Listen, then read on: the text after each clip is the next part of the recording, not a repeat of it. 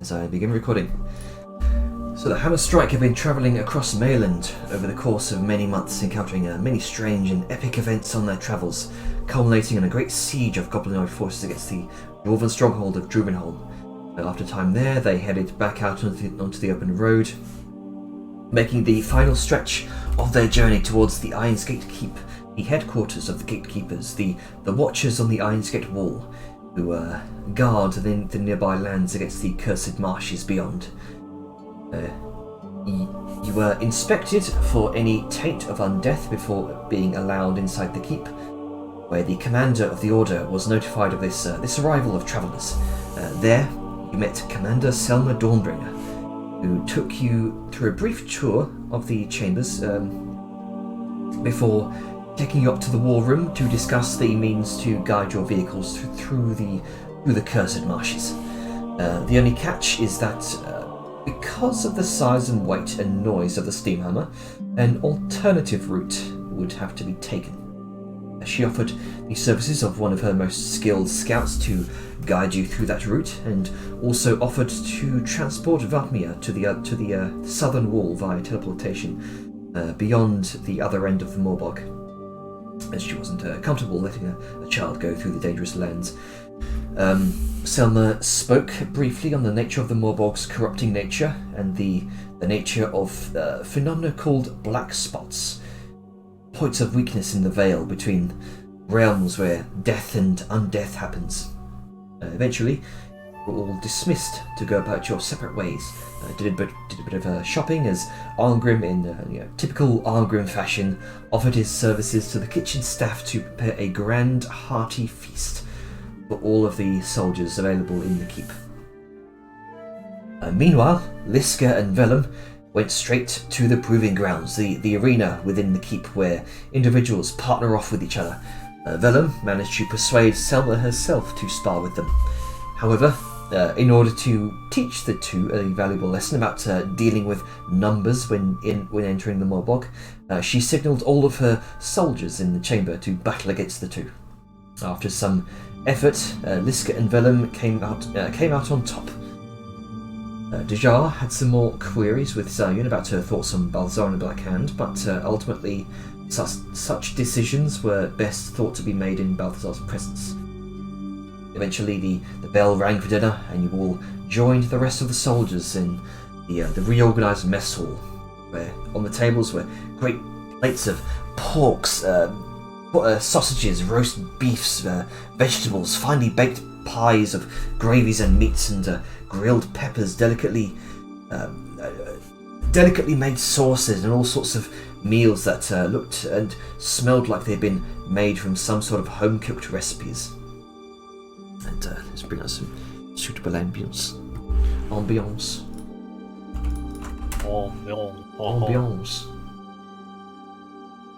Bulette.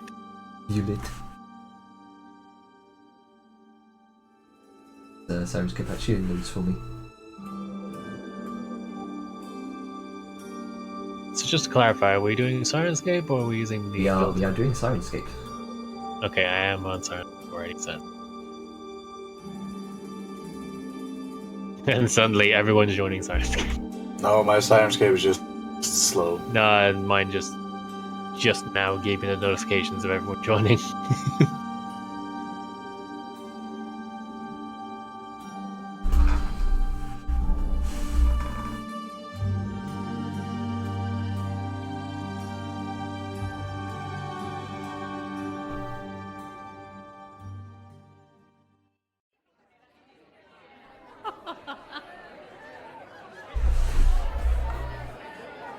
So, there's a few watery eyes as some of the soldiers are reminded of home with this home cooking, and there's this atmosphere of merriment and joy in the air as most are finishing up their hearty meals. There's Havish, the human cook at the keep, who's been taking a very much appreciated break from his usual role, thanks to Random, has moved on to taking up the role of barkeep. As after meal drinks are being served all around late into the evening.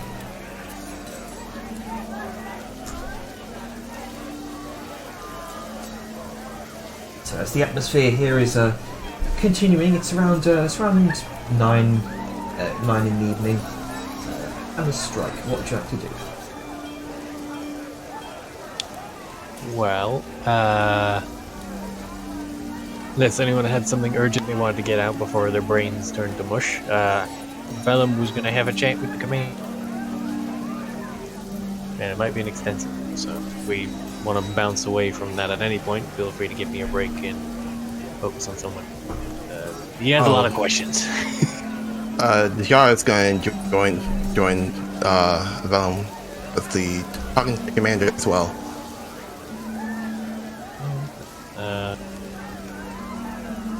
Sorry, I'm getting my own fucking list up here because I didn't sleep well last night, so my brain is just like, what is words? Scroll up, scroll up, scroll up. It is on my... There it is. Okay. So presumably, like, she said she'd bring a map and all that for some depth stuff, but I assume with the revelry and the eating, it's just food and drink at the moment. Oh yeah, it's likely just kind of food and drink. Selma's sort of sat at one end of one of these mighty large tables that have been sort of reorganised from smaller benches and stuff. I'm just picturing her like trying to lay a map out there. It's like food everywhere. yeah. But yeah, gonna get some drink, get some food, and right. So I've had a few questions for you. Well, of course, go ahead. Well, it's gonna bug me first before any of that Morbog business chatter. Ever since you introduced yourself, it's been something odd about it. You're an angelicist type. I can tell by the symbol. That's how I am. But Thornbriar, I mean, sounds very alchemic in nature. And I can make a lot of assumptions about as to why, and I know you got this whole sort of faith mix thing going on here. But what's going on with that?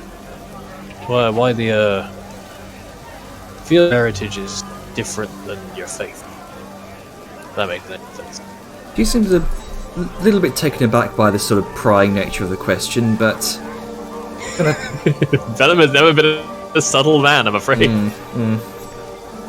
She kind of shrugs in the manner that could say, sure, why not?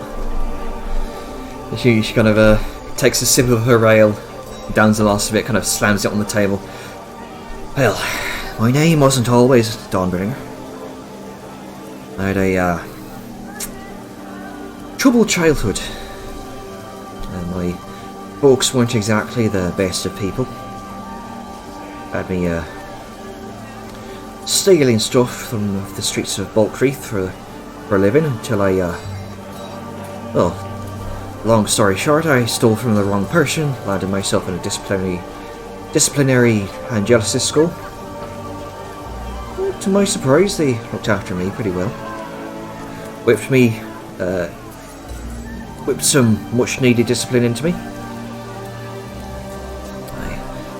I went and joined the Commonwealth Army for a time, and during the leave I met a very nice Alchemic gentleman on my travels.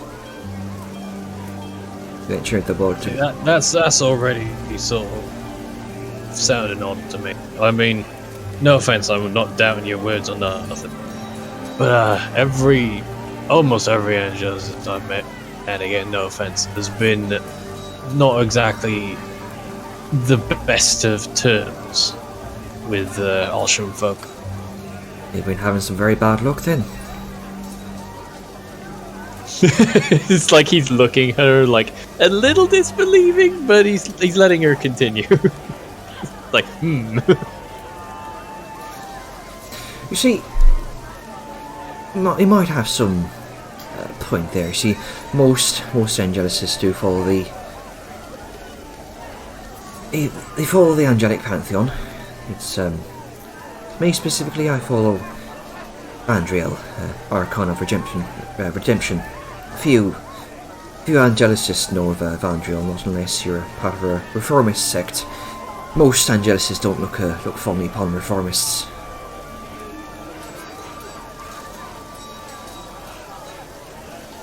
Right, I'll admit it. Well, I don't really prove of what I do know about Angelus. I never actually gave enough of a toss to look into it that deep. I know all of the stuff everyone else basically know, but... So what makes that... sort of like trying to recall the name she just gave him, like the... She didn't give you a name. What was it? Wasn't there like some particular angelic icon, something? Am I mishearing? You mean the Gabriel Archon of Faith? I'm mixing my brain up. I apologize. I'm sort of stalling a bit. What are you trying to recall? My brain was like, she's following some divergent sort of Angelicist part of the faith, and the name she's asking about the other. Right, yeah. The one she just gave. There you go. Yes.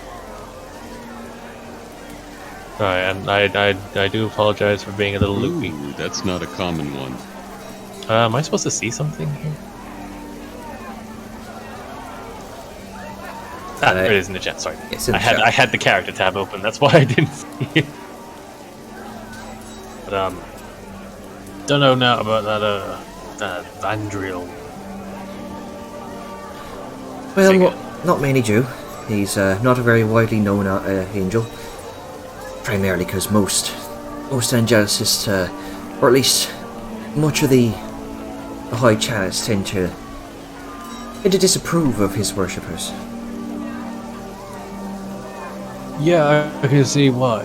A lot of them are pretty skeeving, backstabbing bastards. Anyway, He gives you. She gives you a look. The guy just stares. I'm sure those of your particular sect are fine and great people. He says with the most sort of forced implication ever. Right. Anyway, as you no doubt figured, a lot of my faith experiences with any Angelicist end has never been good. And I don't need to tell you why. So I hope you can forgive my opinions on certain things. And he stresses opinions because, he's not assuming what he knows to be fact. You've not travelled much of the world, have you? Mayland would be my first stop, yeah. Apart from the trip I took to get to the boat, but...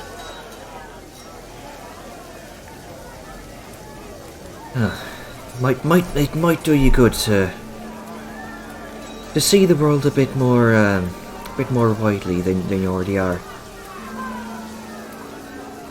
Well, I'm seeing it plenty widely as is, and, well, meeting somebody of your sort is definitely broadening that a bit. Nice horse. Though I must say, for all of, even if I do come across Angelicist folk who are on the up and up, it doesn't really change history, does it? While I try to see people as people, it's difficult in some cases.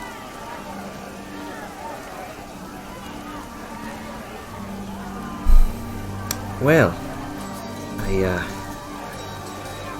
I suppose it might do well to follow other examples. You see, when me and my partner we travelled quite a bit around Mealand, Commonwealth, beyond.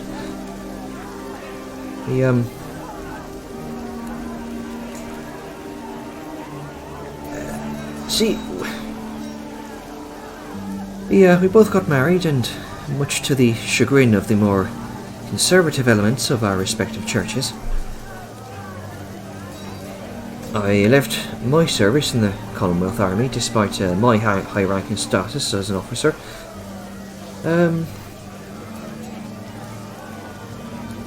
Neither of our family liked that too, very much.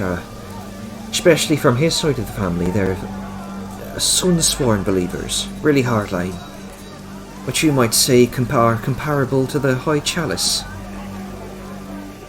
of your faith. No, I feel like you don't have any obligation to answer, obviously. It's just my own curiosity. Like, you left the military, was it your own choice? Or did it feel like that pressure? Bit of a column A, bit of a column B. Yeah, I used to hear a lot of military horror stories growing up, and a common one was if somebody got in a flak or a bad enough rep, then they were discharged in the subtlest way possible. That's not the only place it happens. Oh. See, when my husband's family went after him, they saw it as an affront to their honour. Sought to get rid of him, so to speak. So,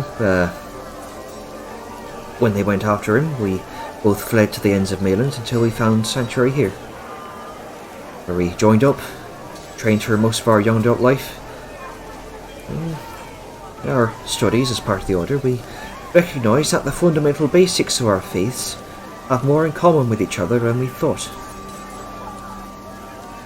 And that, there's things far greater in this world to worry about. That's not to say that we didn't take our faith seriously and that we didn't have the occasional heated debate or two, but at the end of the day, we still loved each other. That's fair. I'll be honest in that, much as I have my biases, I've always been of the mind that things get hazy with certain things. There's bits about my faith I'm not exactly keen on sometimes, and I can imagine that same for the other side, so yeah, it just pays a lot more to try and have an open mind. No worshipper, no priest, no bishop is perfect. The best we could do is keep to those oaths that we take. Yeah, that's kind of where I'm at the moment, if I'm being honest. Seen so many things, and a lot of it doesn't make any damn sense to me, but I feel like so long as I stick to my tenets, then everything will work out. At least that's the... She's the example we try to set here at the Order. We are a multi-faith order, yes, but that's been the nature of the gatekeepers for centuries. It's been that way since the end of the Great War. The example of the pact that we follow. That's Or the Undying, yes? Oi. That one brief moment in history when every nation, every empire, and faith in this world faced a common enemy, and even briefly was forced to see past those dividing lines or risk extinction. That concept alone puts things into perspective for a lot of folk here. And that concept is taught to every member of this order. Now they're sort of like halfway lifting his mug, just sort of in a lower tone, but not like an unaudible number. Yeah, sometimes it feels like faith would be a lot easier without all the people. And he swigs. Well, it's not to say that everyone follows that example. It's consistently into the letter of it.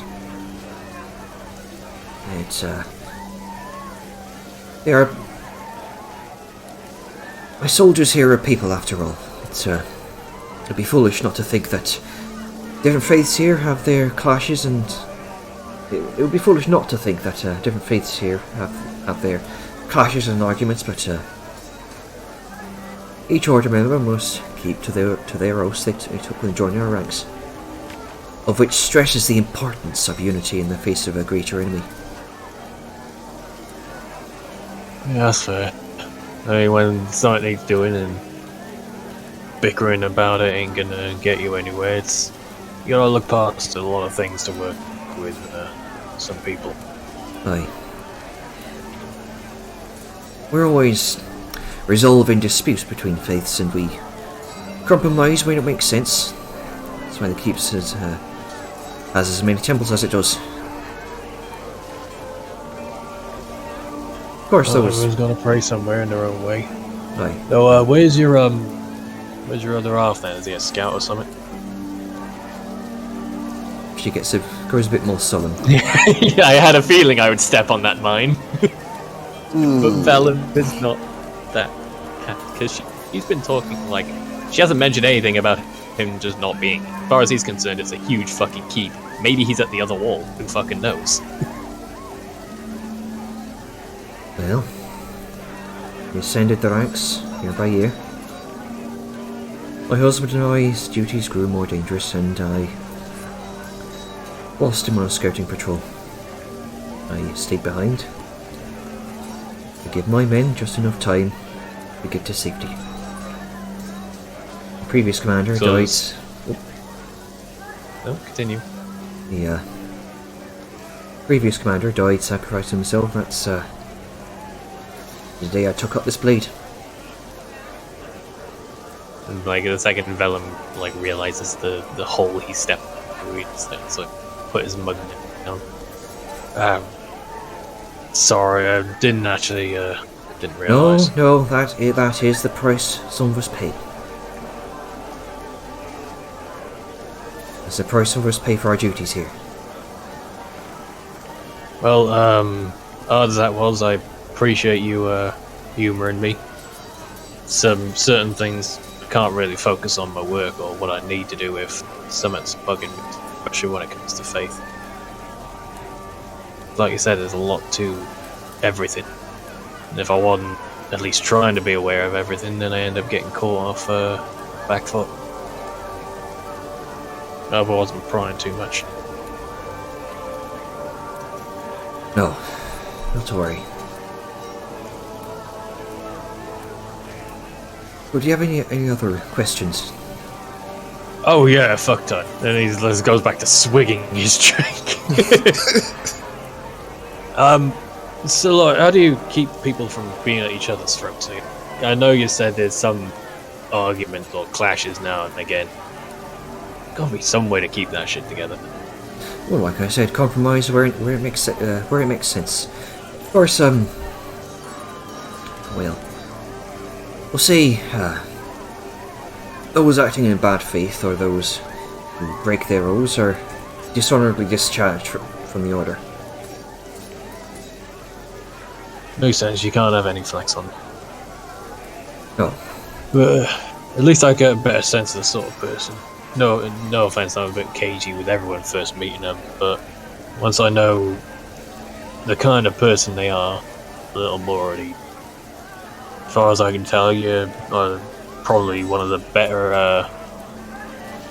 He stops himself because it was clear. It was almost clear that he was about to say one of the best Angelicists I've ever met, but then he just sort of corrects it mid-thought to. Sort of one of the better people I've met. Yeah. What? One of the good ones. He noticed, he stopped, and he changed. The important part, he's learning. Sorry, I'm a giggly bitch today. But yeah, you definitely see him on the up and up, so a bit more comfortable around you now. I should hope so. I try to run a tight shift around here. I'm going to be strict and fair as I can. But Oh yeah, but there's difference between who you are as a person and who you are to your duty. Sometimes they bleed together, but at the end of the day, person's always a person, no matter what they have to do or decide to do.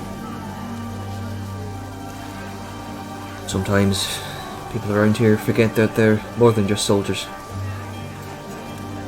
Kind of looks over the individuals, having fun, just enjoying themselves for once. Thanks to Armgrim's meals.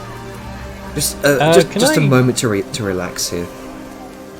Yeah, can I try and gauge, like, that statement feels a bit, obviously she's of commander and thinks more of her own sort, but like, can I glean if there was anything more to that statement? Like, so far I've seen her be very sort of business, like boom boom boom, military proper, with that not very much in the way of non-business. Sorry, I'm trying to find the words today. But I want to try and glean as if she's the sort of person that she's actually describing. Go ahead and make an insight check. I haven't known her long enough to just mainly engage, so... There's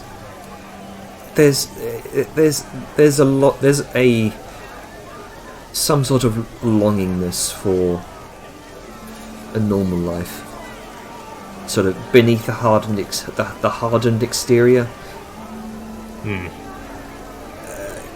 That's respect. She's definitely a woman of duty first.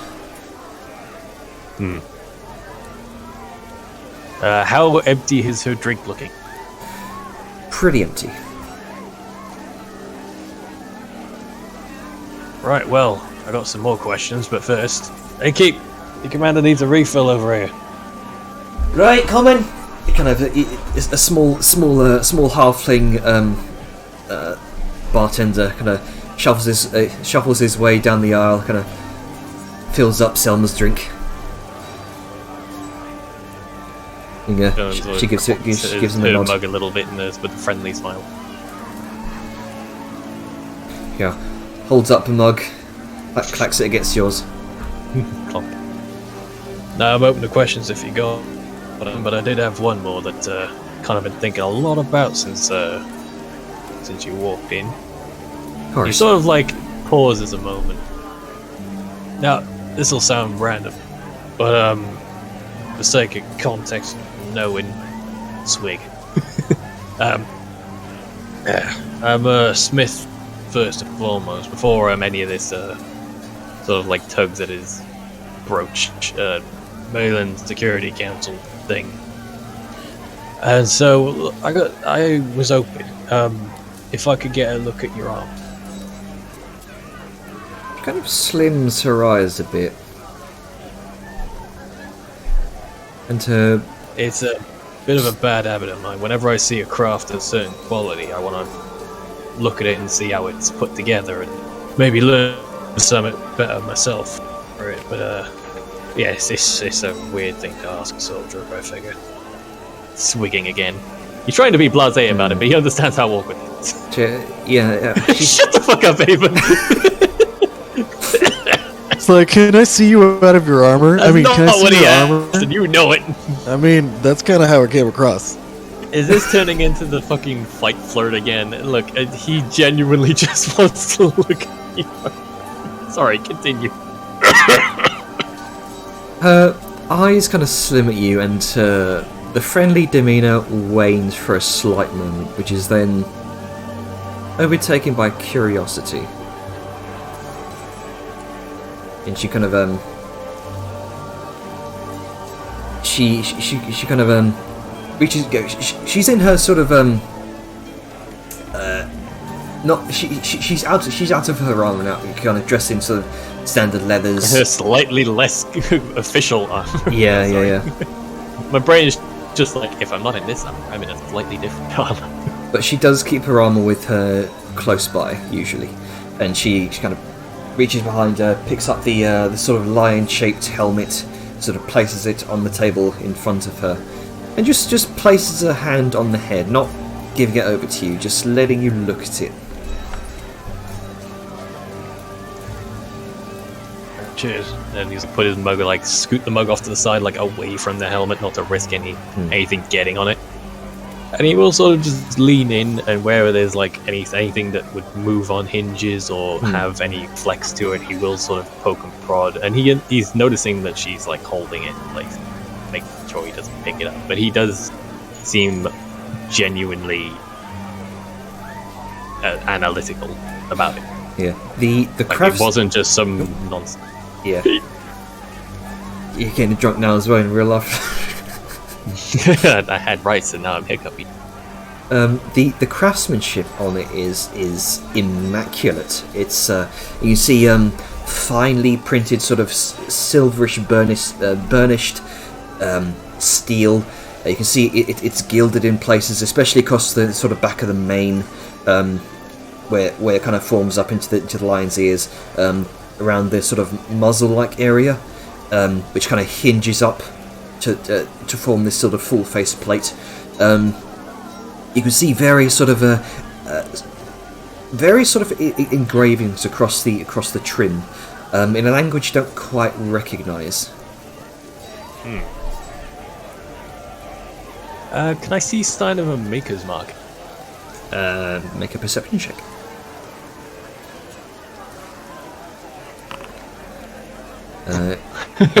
Unfortunately, you don't really see a maker's mark. Yeah, from I where can't she's really holding get it. a good look at it. Yeah. So. You can also see various scraps and scrapes and just claw marks across the front of the helmet, indicating it's seen a lot of use in battle. Especially across the left eye, there is a large sort of gouge in the metal.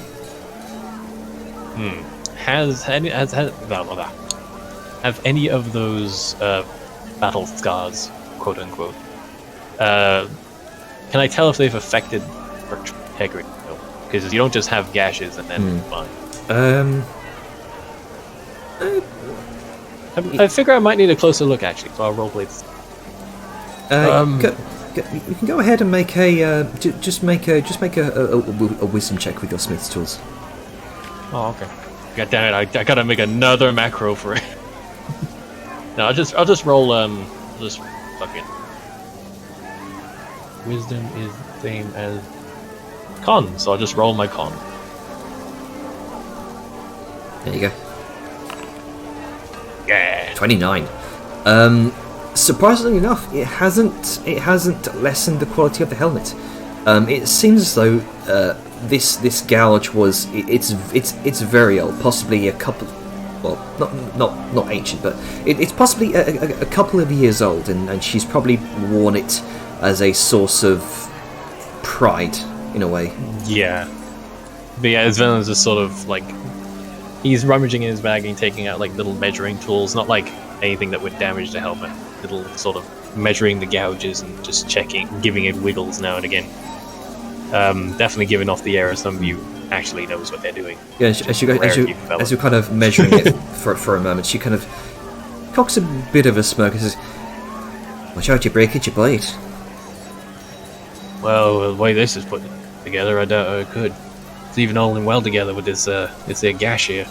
Just sort of direct to the eye-based one. Kind of I nods was and worried that might affect the integrity, but whoever made this sure as hell bloody knew what they were doing. Final question about. Actually, no. I only had the helmet. I can't really make that sort of suit. Anyway, sorry. Continue. as you're kind of mentioning about the scar, she kind of her gaze lingers on it for a moment. She gets a brief solemn look before she kind of turns back to you. John? Well, I was hoping to look at more than just the helmet, but I understand if you're not too keen to go handing this off to somebody. Well, it's quite the nice set of armour, and kind of a status symbol, in a way. Well, if obviously not now. We're at a dinner table and all that lark. I need to get food all over it. But if at some point before we leave, obviously with your supervision and whatnot, would you possibly allow me to take a closer look at the old thing?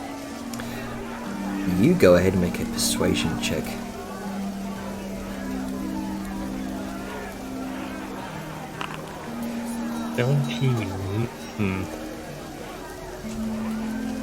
I don't want to re-roll that because that's decent, but could be better, but also could be worse. I hate that. She kind of thinks to herself for a moment. I think I'm good, thanks. And she kind of takes the helmet off the table. He looks genuinely disappointed for a brief second. Well, I wasn't I won't be pushy, obviously. But your decision.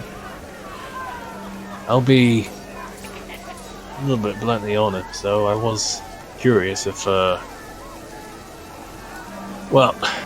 I'm not trying my hardest not to sound arrogant here, but I've done some decent work myself, and I was wondering if there was a way I could actually improve that at all. Yeah, you sort of like, he sort of turns and points his arm out, like scanning the crowd, looking for somebody in particular, and then assumedly Sal's here somewhere, right? She would likely be nearby, I guess, but not nearby where you're sitting. Yeah, that's fine. He just sort of pinpointing her out in the crowd, like, my companion Sal. You'd no doubt notice the number sheet. And like, sort of, he gives a pause for her to, for Selma to take a look, see the armor in question. It was my doing, and I have made it so that it does everything for its user that it could possibly do. No, I'm obviously not claiming to be at the same level as whoever made this. But I'm always of the mind that if you can make something better, you should. Especially if it's for the safety of someone. But, that's neither here nor there. Gonna leave that little nugget for her to chew on for a bit. She kind of, thinks to herself for a moment. But he was. You get to the other side of that bog. And I'll let you have a look at the helmet.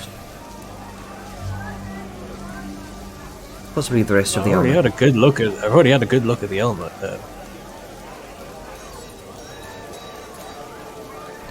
Possibly the rest of the armor as well.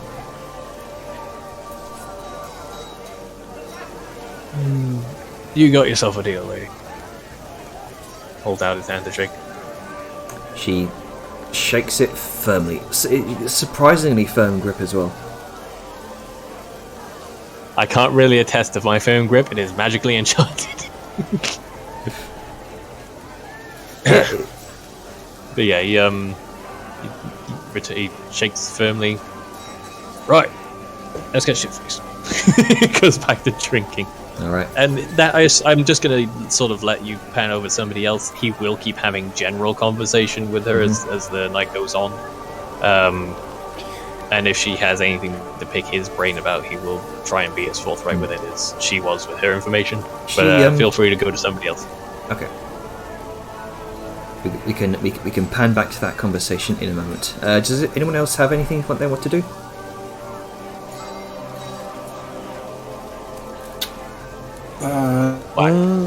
For tonight? Yeah.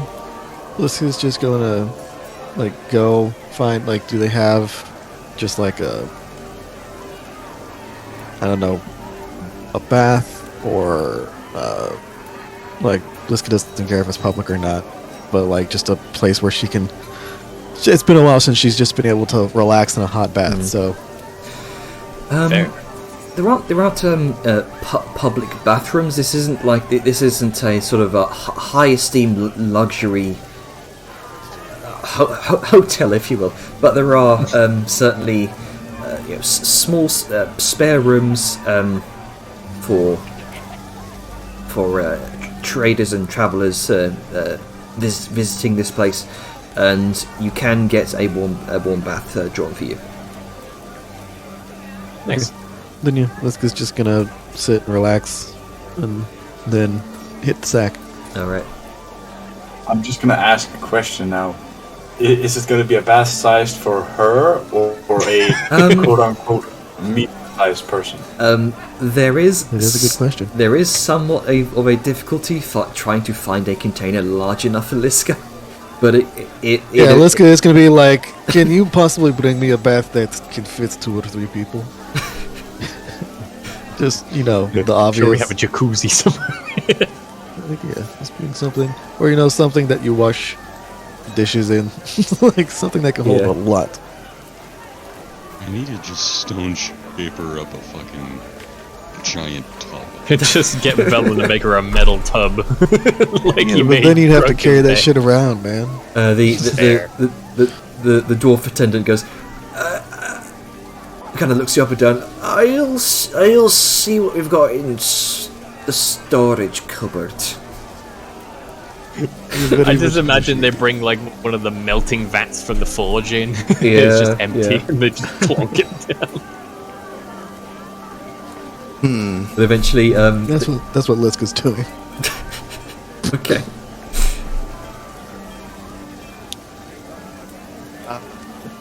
Jar will ask the commander a few questions. Sure. Commander, Jar would like to see if you have any reports or a library. Find out what we might be dealing with in the Morbog. I'll just quite good to have. Well, we do have a Keeper Tushan does have a small library that we keep records of. I also have a bit of experience with the dangers in the Morbog. Sorry. Drinking too much. Yeah. I do have a bit of experience in the Morbog myself, dealing with those dangers. Okay. The Yara has dealt with vampires, but like, what is literally out there that's very concerning to deal with? Well, there are a number of dangers to be on the lookout in Morbog. Spectral apparitions, Walking Dead, those are a few. Nothing ever truly stays dead over in the Morbog. That goes for you and your group. Don't allow an ally to stay dead for more than a day. If you do, you'll be fighting them off as well. There's also black spots, as I mentioned them earlier. Look out for black spots. They normally look like large, dark spots of damp you'll find on walls in abandoned houses. Those are pockets of weakness within the material realms and the Blacklands that occurs when an undead creature dies or is raised. See, it rarely happens outside of the Morbog, but in there, it's far more likely to happen. Like I said, best way to reduce that risk is putting the dead back to rest with the light of divine magic. Radiant energy.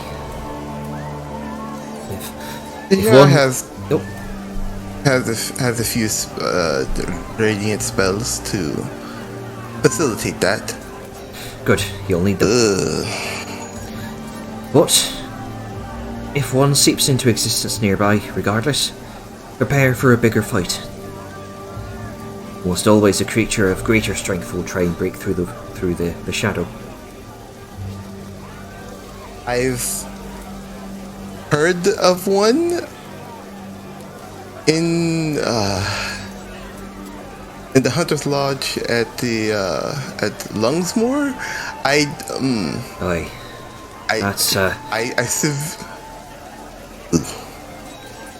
He just stops mid-sentence and just... I know exactly what you're talking about. Biggest threat that this order has ever faced from a black spot was during the War of the Undying, and according to historical records, some great, tall, horned beast compromised of shadow. According to stories, it took hundreds of men to bring it down. I just pray to the Dawnfather that never comes to pass again. But, Oh, Well, well, just to put you at ease, we've never seen anything like it since. The strongest thing I've ever faced from Black Spot events was something we called it kind of turns to one of her compatriots. Philip, what did we call it? The thing that did this. She kind of points to the big old scar on down the front of her helmet. Any response? Oh, we called a bone claw, miss. Right, bone claw, large skeletal creature that looked like it was made from shadow, in part made from bone. A great big horrific claws. It was able to tear my men in half, just a blink of an eye. okay, noted. The yard just swallowed. Just thinking about it. Okay then. Right. There was another matter. I noticed there's the shop owner, the keeper. Sorry, Prairie Tongue is not my forte. He has Keeper Tushan? Yeah, Keeper Tushan. Could remember that.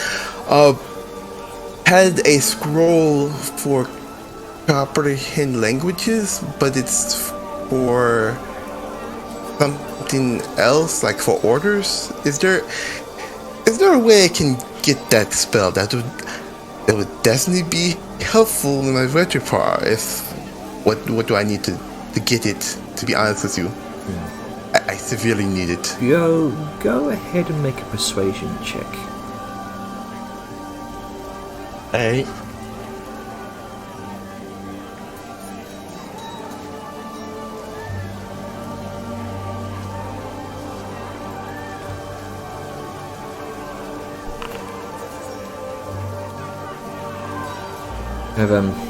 Think to herself for a moment. I'm sorry, but some of our research teams that go out into the Morbach to study some of the ruins need those scrolls. There's a lot of archaic runes in the various ruins you'll find out in the Morbog. It would certainly help our efforts to scribe those ruins ourselves.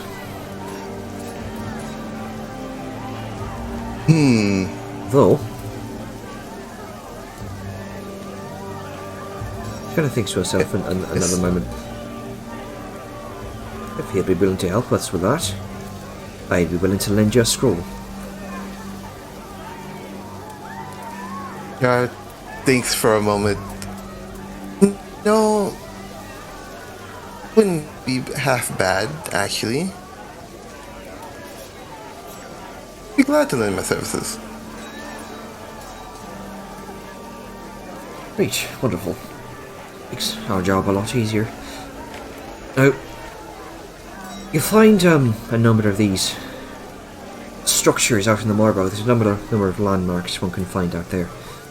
Most of them are old ruins built either thousands of years ago, wherein giants ruled these lands, or hundreds, when Order was not but a bunch of disparate militias fending off the Walking Dead. Many of these ruins have either partly sunken into the marshes over centuries, so I would expect the land around them not to be too stable. Our research teams have found the old structure during our strike missions that have been constructed in the recent century. Chapels, forgotten cottages and crypts, but they're usually on the bog's outskirts. From what we can tell, foolish attempts to either purify the marshes or live in them. And they are quite often abandoned, left to rot. Sometimes, our research teams have found scrawlings on the walls. That's why we need those scrolls to decode these odd languages. None of our research teams have managed to decode those messages without the use of those scrolls.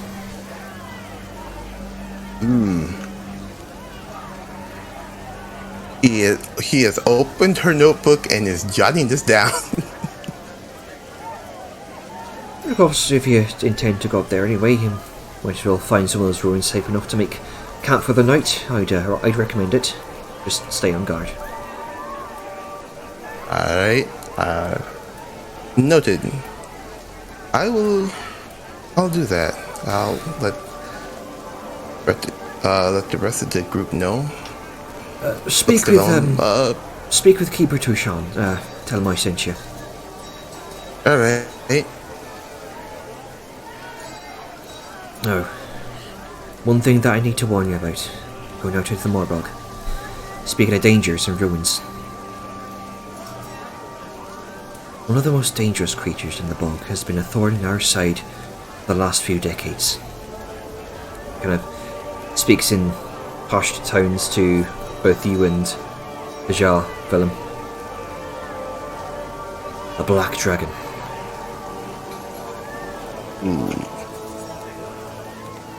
She goes by the name of Mortithax, and styles herself as the Daughter of Night. Fuck's sake, another dragon. He swings. Bashar just stops. Great. Okay. Not just the undeath we have to deal with, but the dragon. Okay. Aye, we've tried many times to capture or slay her, but she's a crafty bitch, that one. She's even evaded hunters of the keep. Oh, really?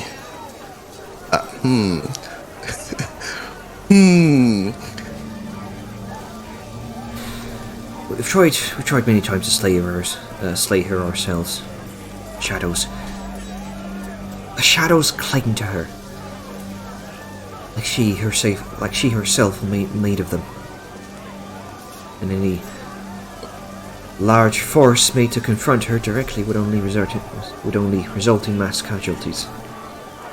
And more food for the bog itself.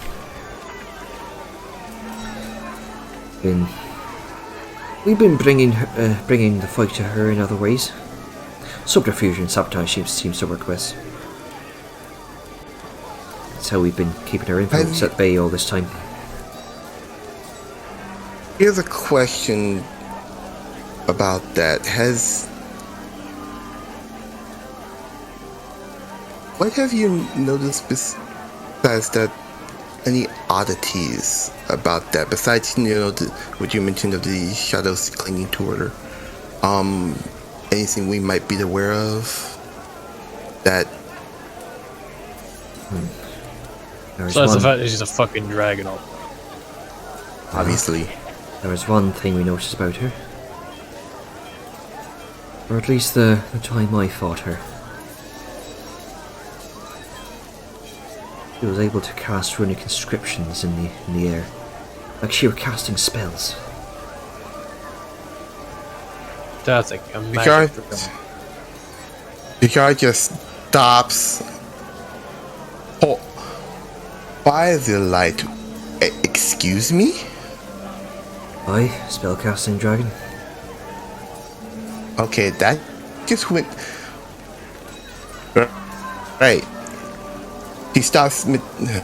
Right. Okay. You'll get used to it, Jojo. No. I've done some research on dragons that I know full well, but to hear about this and then shadows clinging to said dragon. Oh no, you don't Right. get that. We got this fucking weirdest habit of just running into dragons. Like I'm not. There was Crothis. I mean, we opted for that, but it was our business. We were in the woods looking at some kobolds or something like that, and there was a fucking green dragon there, and that was all fucking mess. I was in its mouth for like a minute. It's awful. Well, It's clear he's at least a little bit tipsy. needless to say, if you Okay, spot any sight of her, and you're not prepared, hide. Right. I have a spell that may help with staying hidden. Hopefully. Well, I'm sure it's very useful. In any case, thank you very much. This was quite enlightening. More dangerous than any dragon. More than any ghoul or ghost. Is the bog itself. It will play tricks on your mind. And it will turn anyone... It will turn mad anyone not strong of will. Don't trust what your eyes see. Put your trust in your allies to have your back as you would theirs. If there's anything... So don't trust your senses, trust your allies. Got it. Aye. If there's anything you're going to need in those cursed lands, it's kinship with people you trust. Look after each other. Because if distrust, doubt, and sorrow starts brewing, the bog will seize on that. And Yeah, well, the bog can fuck off. I've got faith in the people I'm with. That much I know. Vellum. Yeah. Let her finish talking, please. Oh, right. Sorry. Continue, Chuck. No, it's fine. If you let the sorrow fester, you'll end up like the countless others drowning yourselves in the bog. You'll become twisted by madness into harrowing creatures.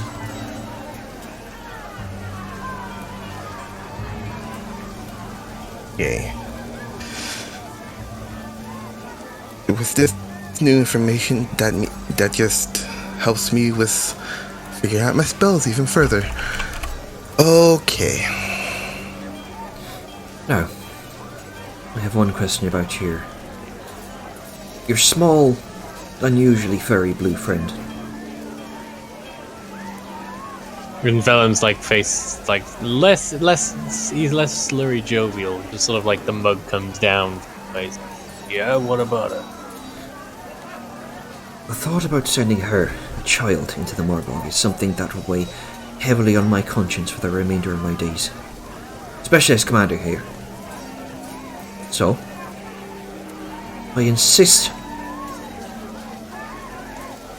that I see her through safe travel by giving her access to the Waystone to the other wall.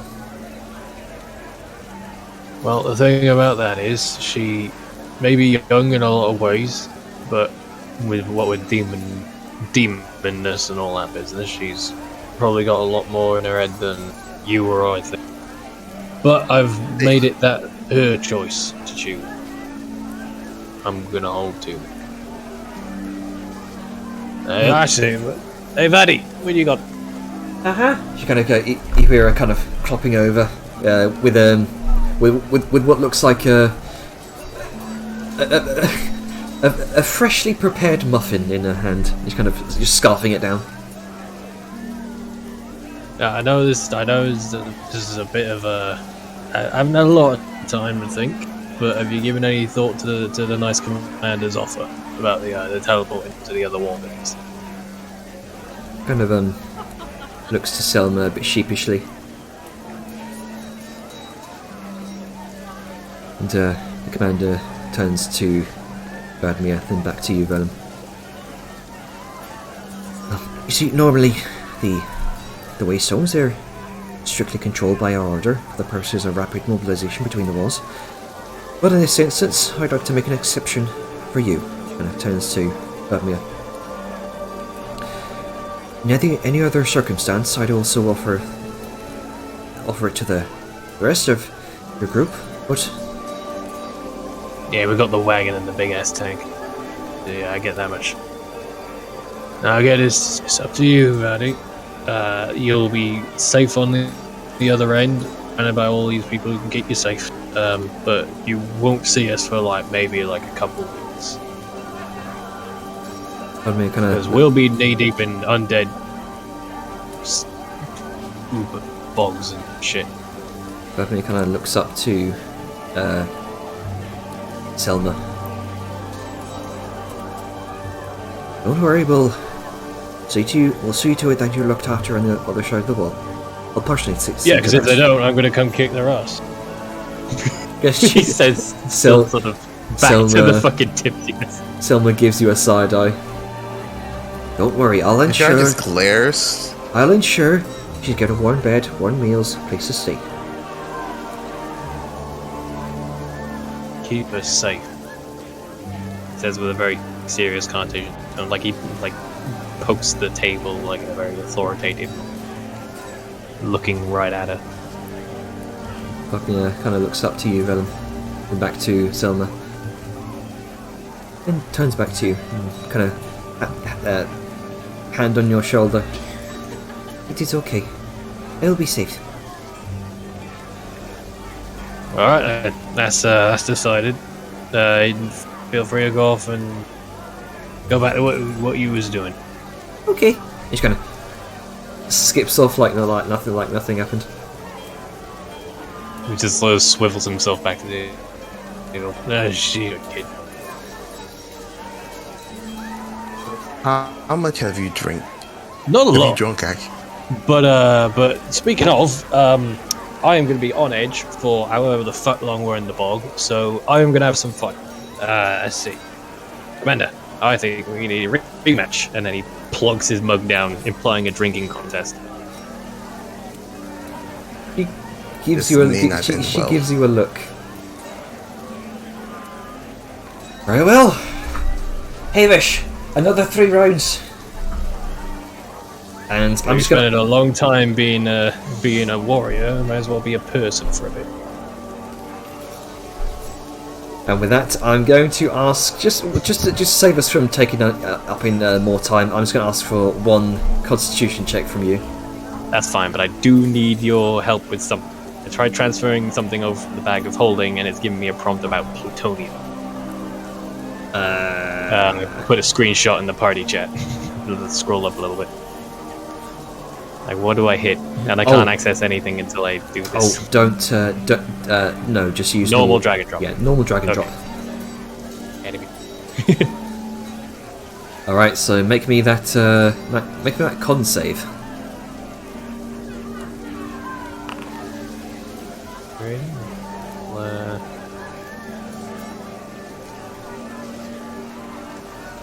Oh, saving. I almost clicked ability. Yeah. And throughout the rest of the night, you do manage to outlast Selma. She and as she kind of downs her last drink,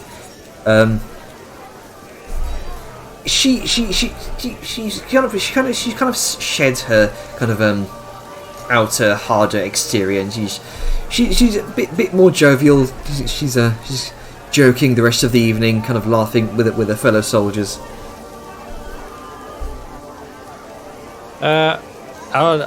We can just pull this down to a roll, but building camaraderie is important. Local figures. So Vellum would like to improve words. Where's my brain stalling? Improve relations. Improve relations. Yeah, that's just that. Okay, just go ahead and make a box standard charisma. Persuasion check. Okay. I almost did it in roll 20 because I had checks. New platform, who dis? New platform, who dis? I was actually checking if all my gems were the right value, but they are. How it's working. Alrighty, persuasion. 19. Yeah. You I feel like I could do better, but I'm not gonna risk throughout it.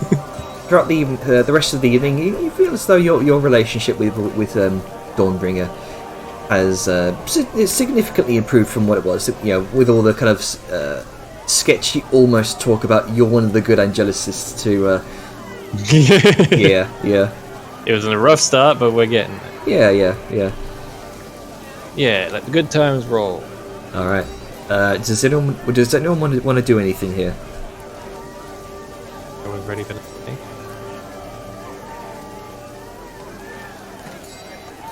Let's just enjoying a band. Okay. Well, yeah. After the talk, the guys is gonna go to Hyun All right. the talk. All right. So as you kind of you make your way over to Shan, he's kind of tending to his own business in his small library, his small shop, and as you kind of mention his name, he does indeed give you that spell scroll of tongue. What was it? Comprehend languages. That was it. Yeah. I need to make a scroll for that, so we'll do that after the game. Okay.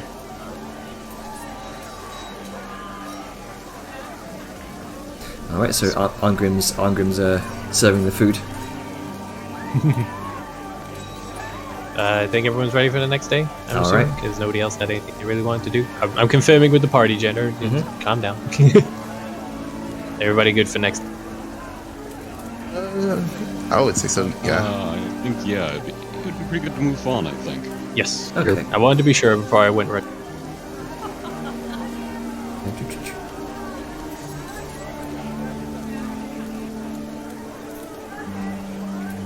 Hang on.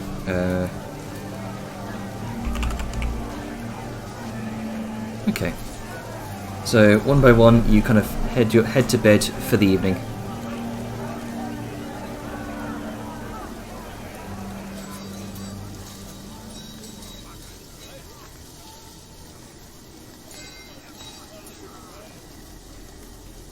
Sorry, I was updating. Yay, sleep.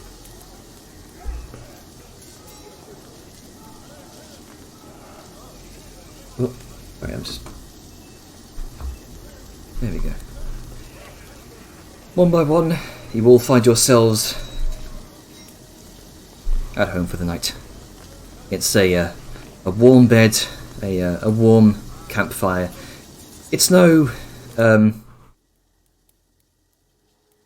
what? Okay, yeah. Sirenscape's still going. There we go. It's no hotel, but it's comfortable for the meantime. It's serviceable. Better than the open road. Oh yeah, much better. But is it better than the tent? It's a bit better than the tent, yeah. I thought you said taint. Very confused. So, most of you find a comforting night's rest, but Xiaoyun. No.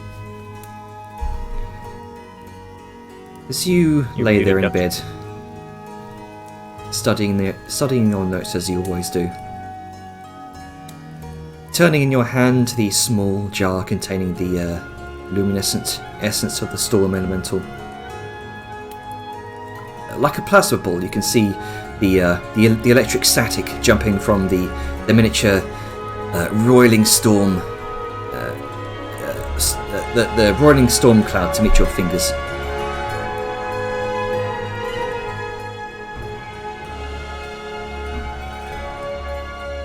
I don't know.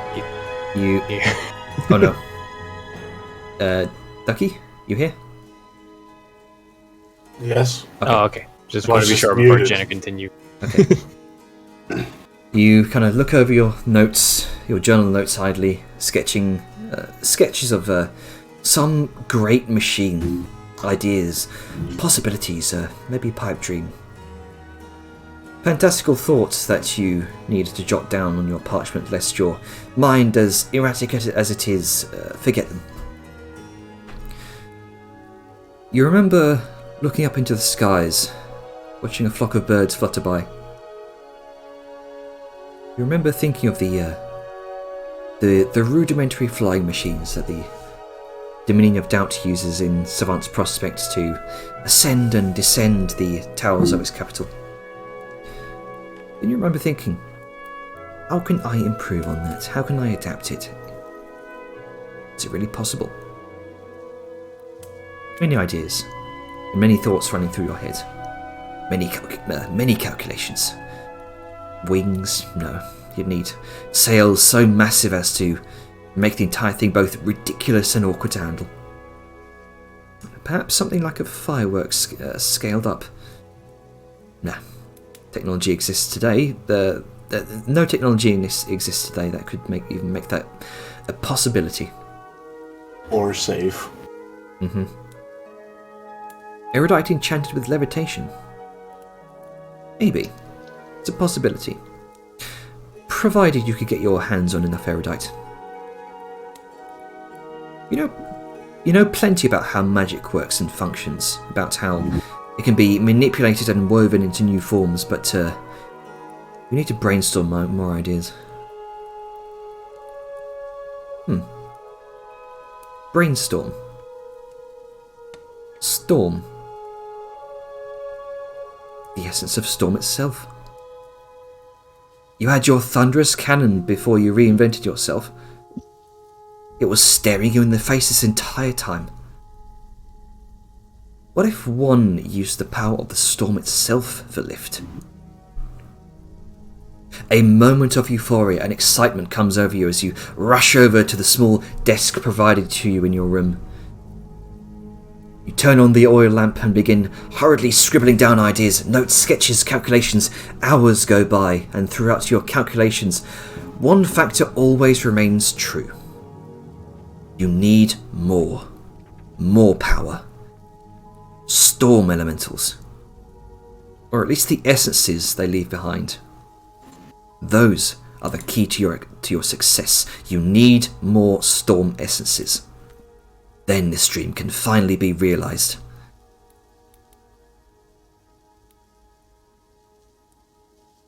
And as the morning comes, you have in your journal the fundamental basics of your dream invention. A conceptual diorama. While you'll need to put in some more effort to fully realize a blueprint, if made a reality, this invention could potentially revolutionize air transport forever. I would like you to check your new quest tab. Now, where is the quest tab? You should see it on the top left. It's a small ribbon icon.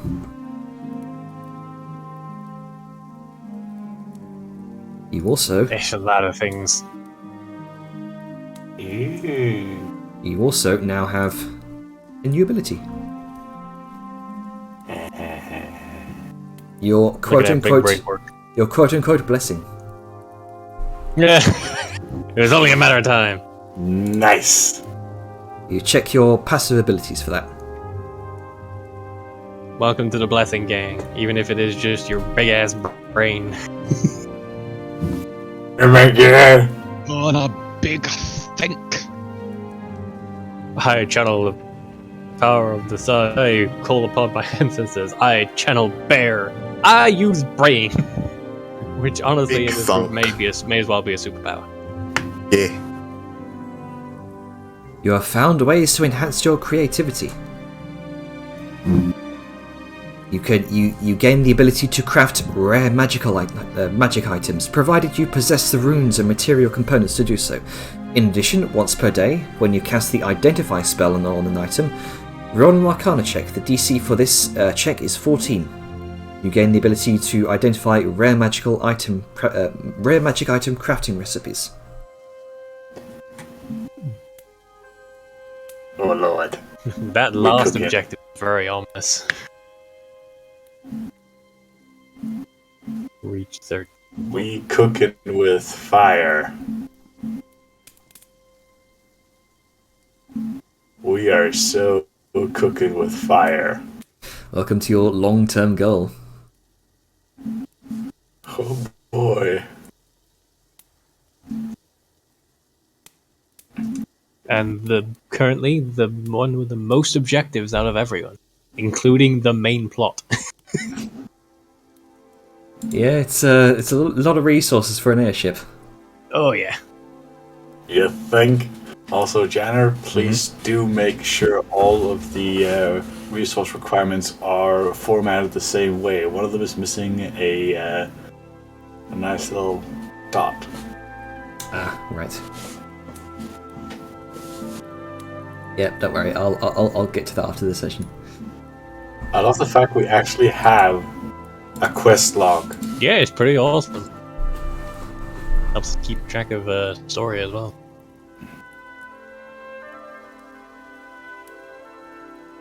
All right. So, as the next day comes,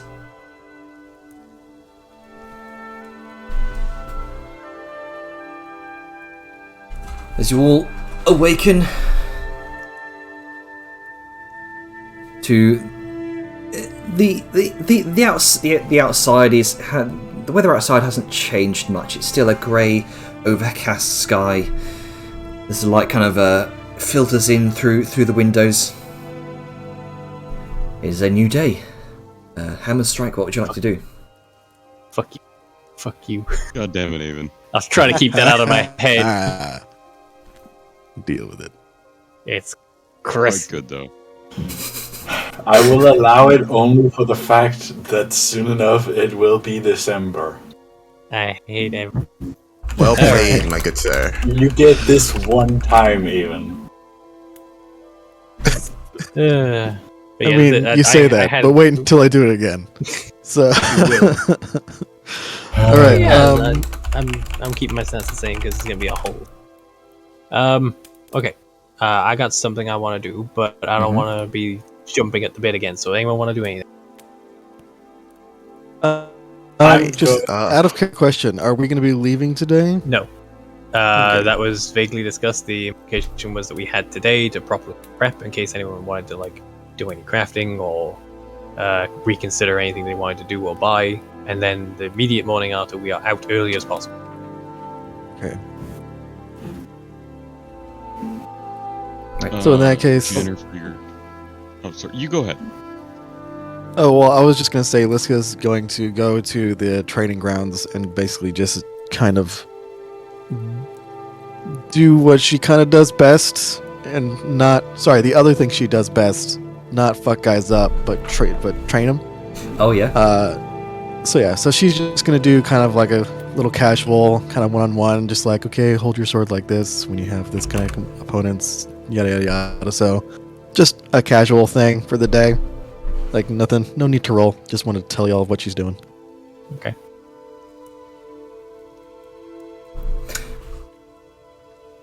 All right. Go ahead. So, let's just say Say something. your words, Atlas. Go. all right, it's a bit of confusion happening No, it's in okay. It's a DMs. DM thing. Oh, okay. Yeah. Sorry.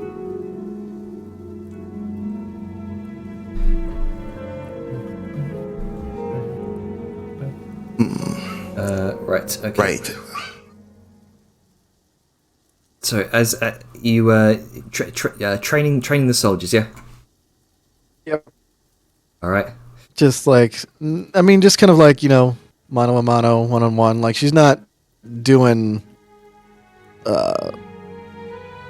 she's not doing just like full-on basic training like she was because she was going to war with the other ones. But so she's just like, she will stand there, you know, and be the perhaps most experienced person there fighting wise, maybe most capable, All right. unless Vellum comes up, but and they're technically tied, but yeah, so you know, just offering tips just to be a presence of like, oh hey, like this person knows what they're talking about, like I can probably learn something from them. Okay. So nothing big. Okay. This guy holding a electron, hold a sword. Yeah, easy The enough. pointy end goes towards the enemy. Yeah, easy enough to do. They saw that some of them saw you kind of beating the shit out of the commander and some of the other soldiers earlier, and they're looking to learn some of your techniques.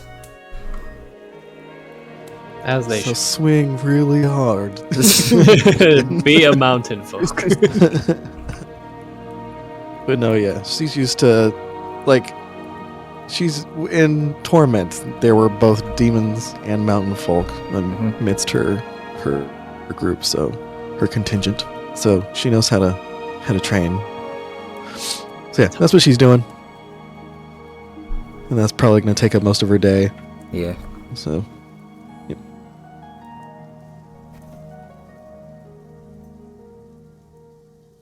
All right. Garrett's gonna go find Vellum.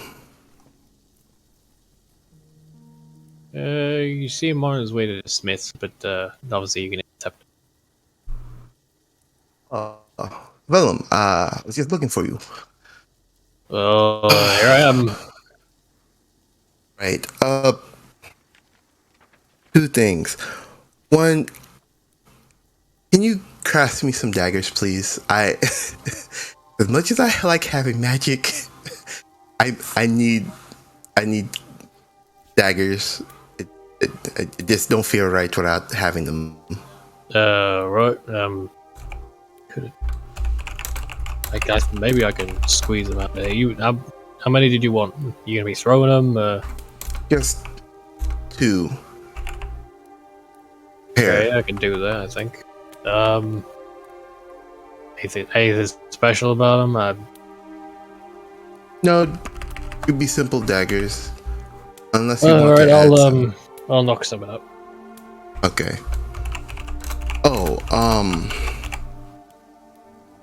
on that note, let's go somewhere private. There's something else I need to talk to you about. Gonna get a brow raised, but alright. Won't take too long. Oh, we do have that sparring today. Don't forget. Yeah, I remember. All right. Whatever she's qualifies as private in a child. probably a little alcove, away from prying eyes and ears. Right. Have you, the group, just you, thought about what you're going to do with the Black Hand business? Oh, right. The Ample. shade. Yeah. Look. As far as I'm concerned, if they become a problem and are an opposition, and all that shit you said is confirmed, then I don't really have much of a choice but to go against them. Simple as. Okay. I have so many other things to worry about, but what you told me, and if that, and even after that ends up being true, then that's just how it's going to end up. I mean, even if I wasn't part of this, so just flicks the security council thing, then just wouldn't sit right. So we'll see how it all shakes out, find what we need to find out, and go from there. Okay. That's one thing. The other thing, are you still going to help Balthazar? Right. Larry. Feel like chances are we're going to be going into that sort of place anyway. Find out what the hell it is that he wants, what it does, if it's nasty curse shit or something. Then figure out if we go giving it.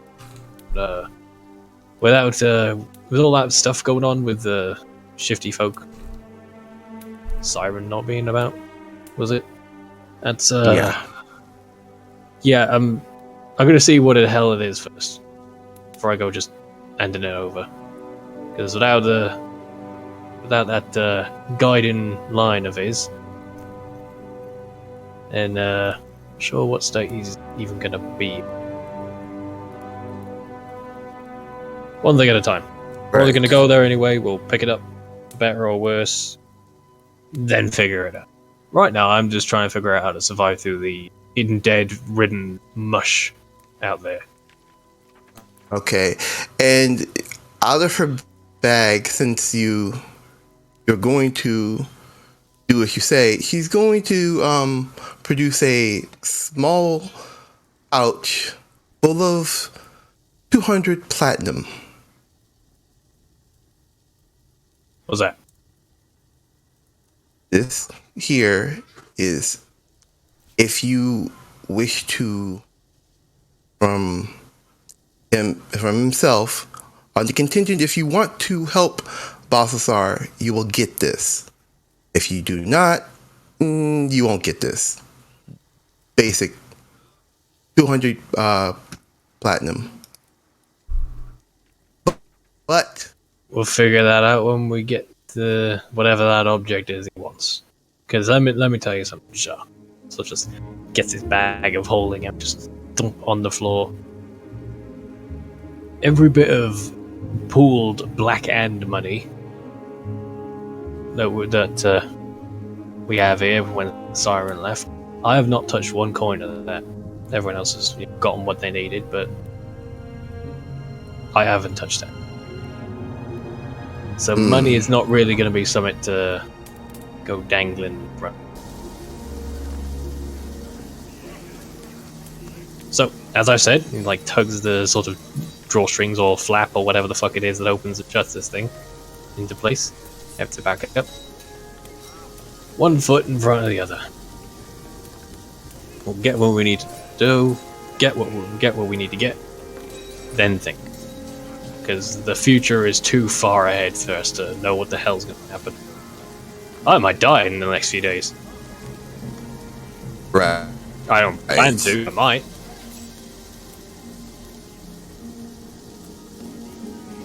Okay. He stuffs the pouch back into her bag of holding. Understood. Right, hopefully you had something more positive to talk about. Yes.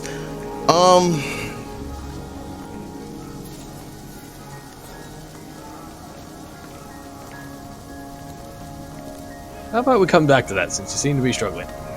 Yeah, just from what the Dawnbringer, the commander, gave to me, the information. Yeah, I just need a little bit more time to digest that. Well, you got Last today night- to prep, and we're heading out early morning. Make sure you're ready. Understood. And yeah, okay. Well, next time you want to talk, just say, "Hey, can we have a talk?" or something like that. Ask him, like, if we go somewhere private as a whole different meaning. You gotta be careful with your words; they can come out weird. Yes, I'm realizing the irony of Vellum saying that. He just doesn't say anything, just nods her head. Fine.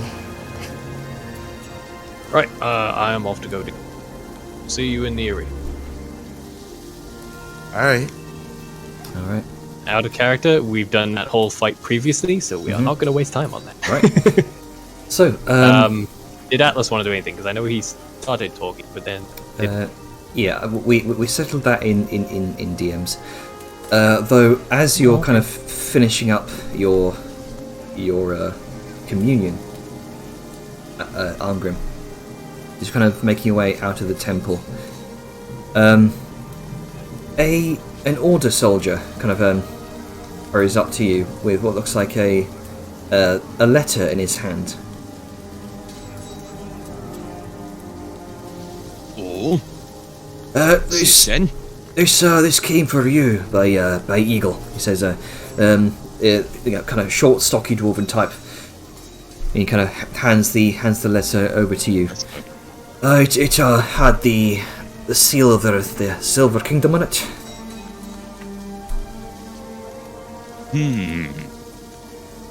Hey, seems quite important. Thank you. Nods. He'll take it open and Makes Seen way by off. Eagle, it's got to be important, so he'll crack it open and he'll skim it a bit, All right. just sort of see what's going on. Right. Go ahead and check your loot, your inventory. Alright. Inventory, I have It's the... here it is. tied with the royal wax seal of the Silver Crown. It's written entirely in the Dwarven language. Can you Very good. do you see the? Are you able to open the link? Do I click on it? Yeah, you just I'm click. trying to click it and I can't. Okay, you just. I see, I get the little mouse icon, but I can't. There you go. Here we go. Oh, wow! All I see is dwarven runes. Yeah, that's because you don't speak Dwarven. Oh, so everyone can see this at the moment. yeah, Uh, I can read it for some reason. That's weird.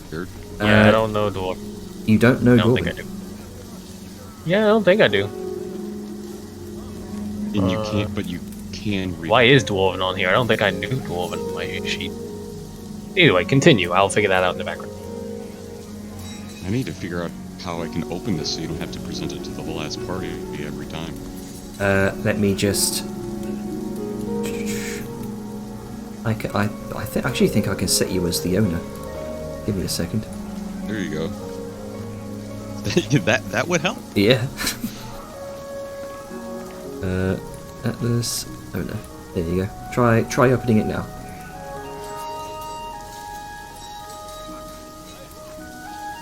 Yep. That Alright. does it.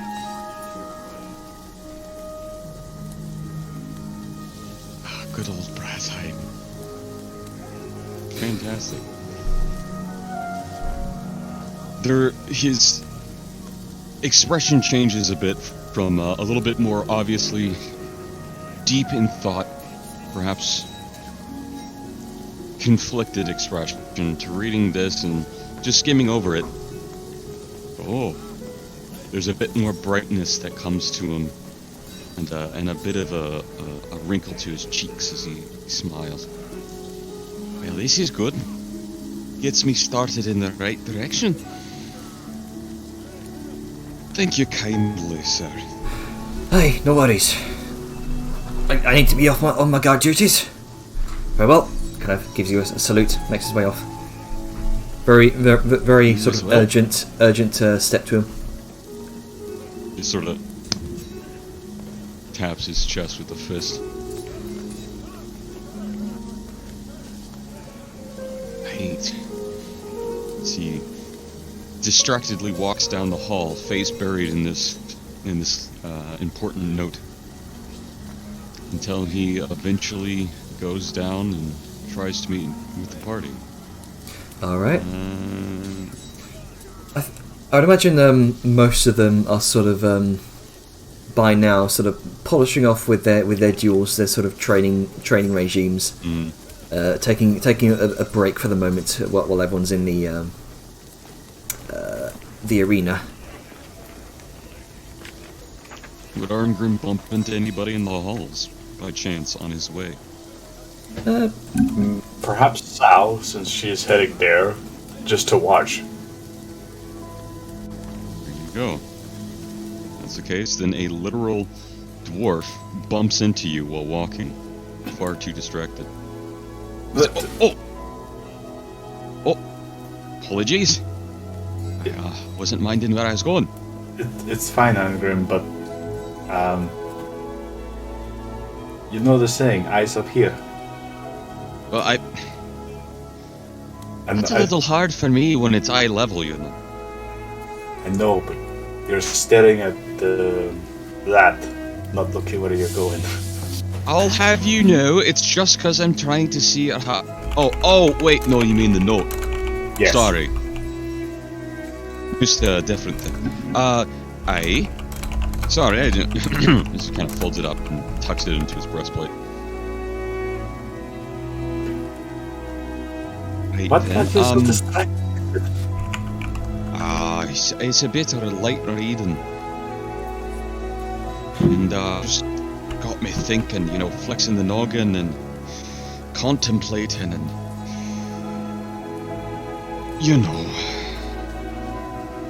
Is it a recipe? Aye. It is a recipe. And it's an old one. One meant to give you a bit more honor, you see.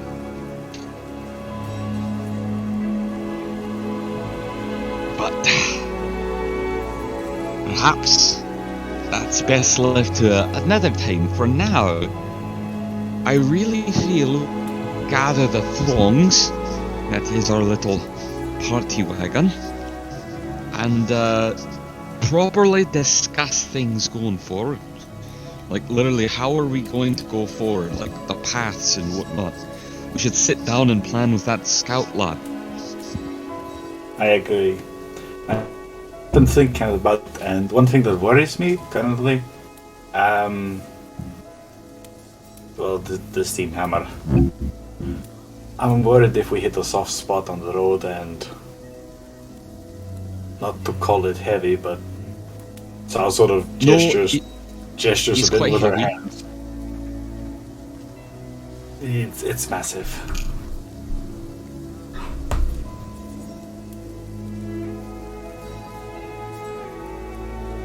Well, I've done some rudimentary math, and then I had to fix some numbers because I messed it up. So I did it 3 times, twice right.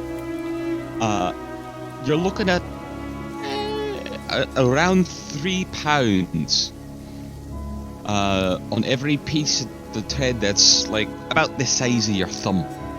You know, the tippet. So it's able to put pressure over a pretty darn wide area. That's one of the reasons I designed it, so it could handle, well, for most part, roads on the mountainside and not have so much force in one spot it collapses and causes an avalanche. But I'm sure that'd help here. If I can't get that quite to work, I might have to shape some stone on the path if it's there, or if it's just like muddy earth and soil, I might have to lean on you or the snake lass to use some of that earth mold in the magic to actually change the dirt itself to make it more stable. There may be pot-sized holes of just watery marsh I might have to have you fill. It could be a little more difficult, or we might have to detour a different route, but I think we should be able to clear it if it's just we avoid more of the wettest parts, you know. It does sound like a good plan. One that I hope works. Me too. Losing that would be devastating. Well, on the good side, if all else fails, we can all get out and push. And that he sort of starts waddling off towards the direction.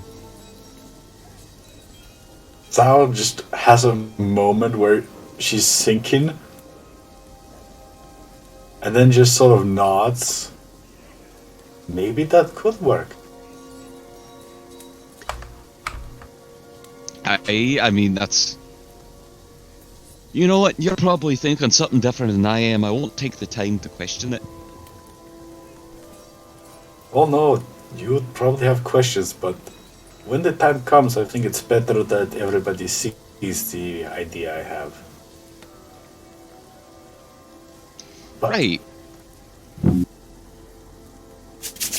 Now. I do believe Liske is probably in the arena, along with some of the others. Hopefully not beating the shit out of people again. That's sort of where I was hoping to go. You know, she has a tendency to beat the shit out of people, you gotta admit though. You are right, but again, like... Listen, she's good at it. You can't blame her for doing what she's good at. That is true, but I would also like to remind you she's like 3 times your size. Aye. And some. A normal person... And the point is... A normal person the size like me, but we can't dodge her fucking swings like you can. And then she sort of gestures to her mid-chest level, and then just right over his head. I mean, yes, you're quite right.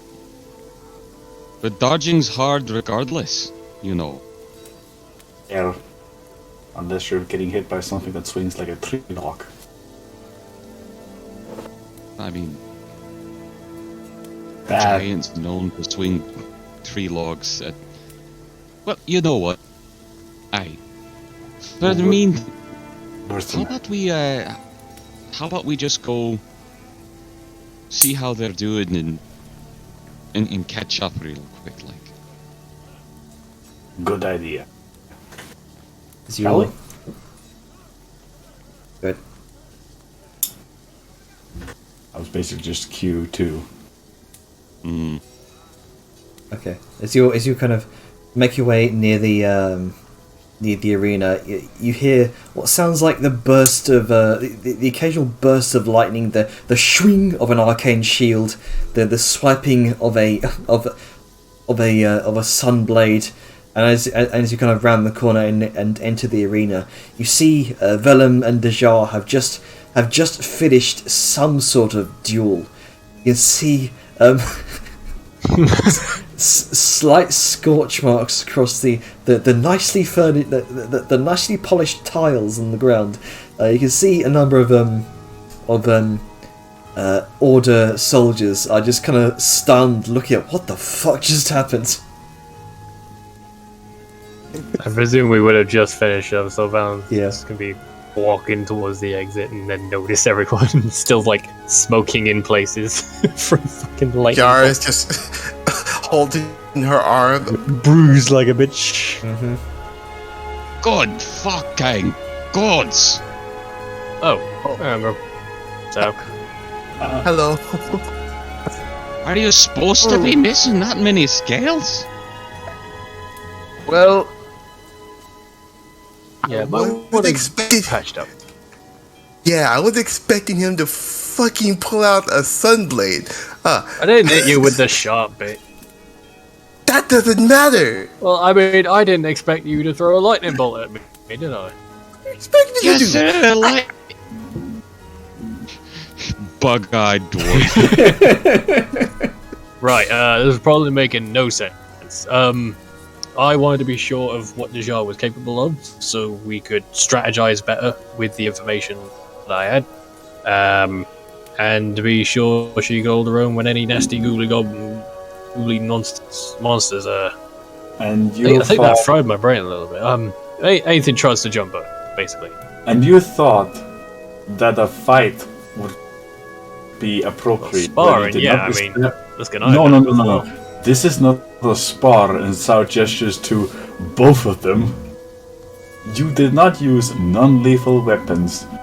Well, You I did. casted magic alongside things, and you, and she points directly to Vellum, used your sunblade.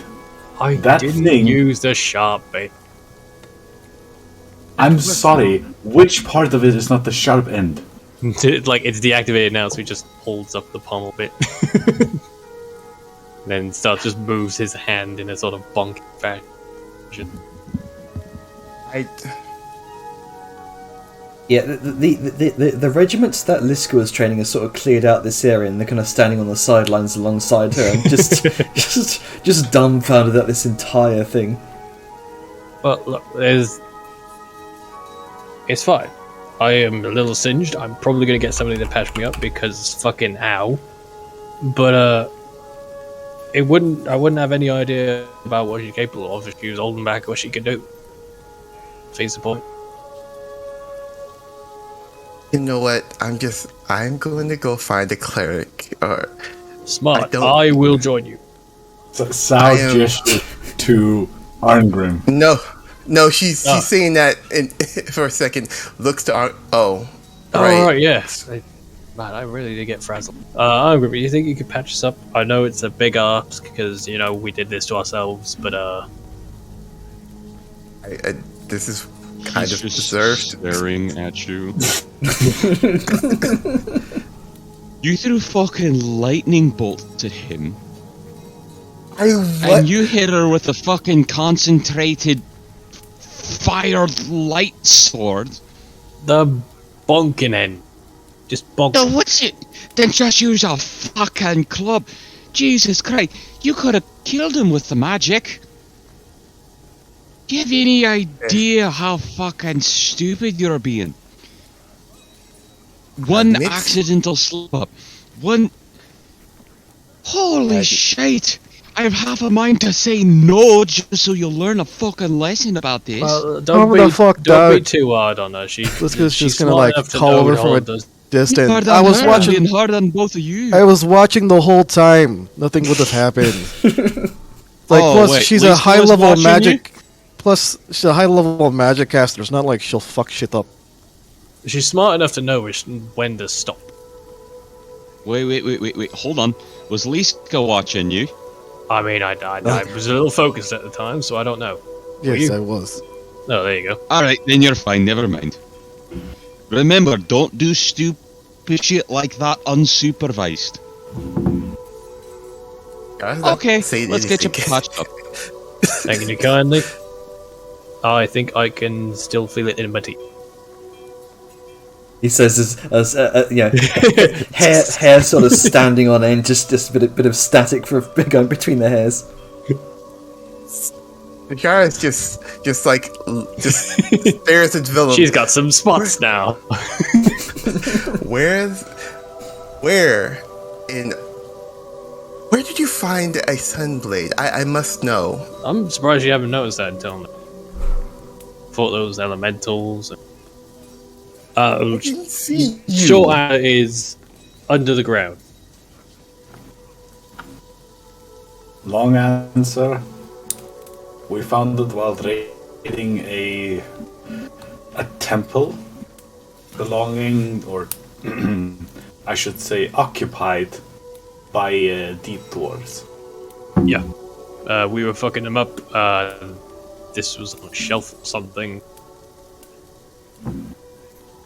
Okay, when you mean Honestly, you should be more surprised at why I have this. And he just pulls out the Ultram's Favor medallion just blatantly in front of her.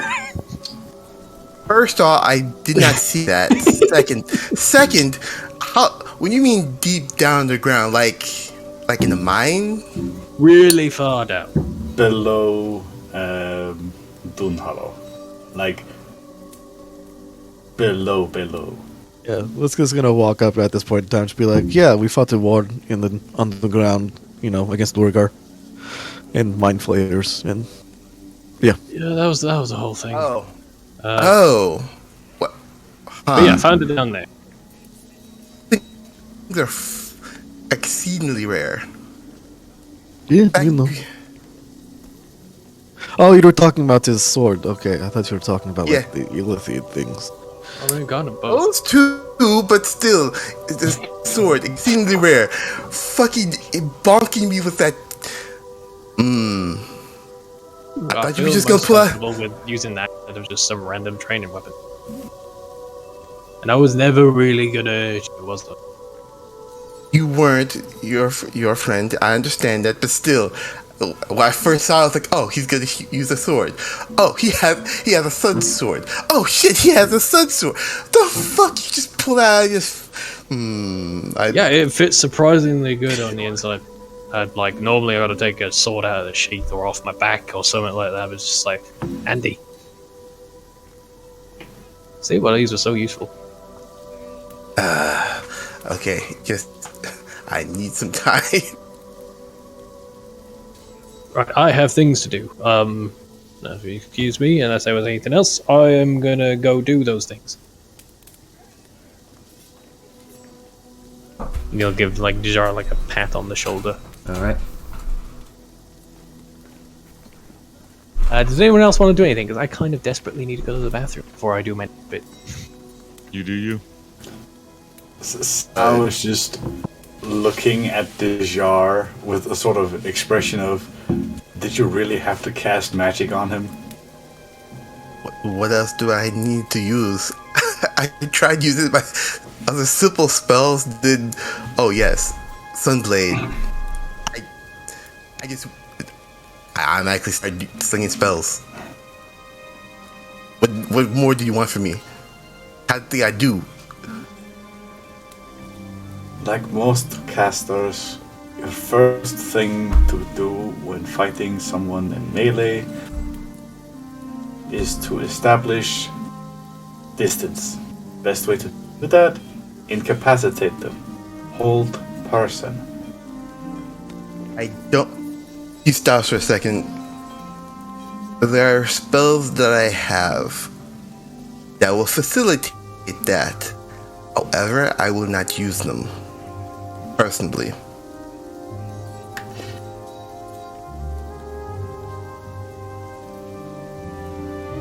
Liska's just gonna be like, I feel like y'all are being unreasonably aggressive towards her. I'm not She's being one of the aggressive. most powerful spellcasters we know, sans perhaps arguing, like why you think she doesn't know how to fight in combat? I was watching the entire time. She I trust her did completely. make distance. I trust her completely. Then why are you telling her what she already knows? Because so far, when I've talked to her, she sometimes have a lapse in mind and Yes. forget things, like where she currently is when talking about certain subjects, and so just looks to the shard. That is very different than casting magic. Oh no! And again, you came in just assuming she was doing very bad at it. You weren't here watching the entire thing. that's kind true, of and kind of messed fair up, Sal. Okay, we get it. I'm dumb. She's dumb. We're all dumb. This nods like pats them both dumb. No, you're dumb too sometimes. Everyone has dumb moments. Oh, aye, that's fair. I'll say this, Sayun. I do have some spells. Some spells that I chose not to get because I'm already fit that quota. However, I have a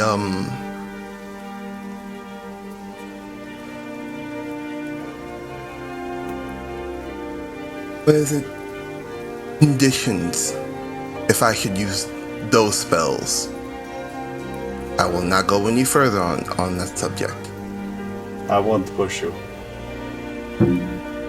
On that note, I think it's safe to say here the only person in our party that isn't directly dumb is probably Kronka. Honestly, he's very wise for someone like him, to be honest. I think even he has his good and bad moments. He sure does, but for him, sometimes I envy him with how simple some things are for him, but at the same time I feel like I'm missing out on a big part of his whole, this sort of gestures with her hands in a circle thought process, you know? Same thing with you. And she just sort of points to Arngrim. And you, and then Lishka, and then basically everybody. Well, you don't know what someone's thinking. That's kind of what being an individual is. I feel like the world Isn't wouldn't it be in a good always place.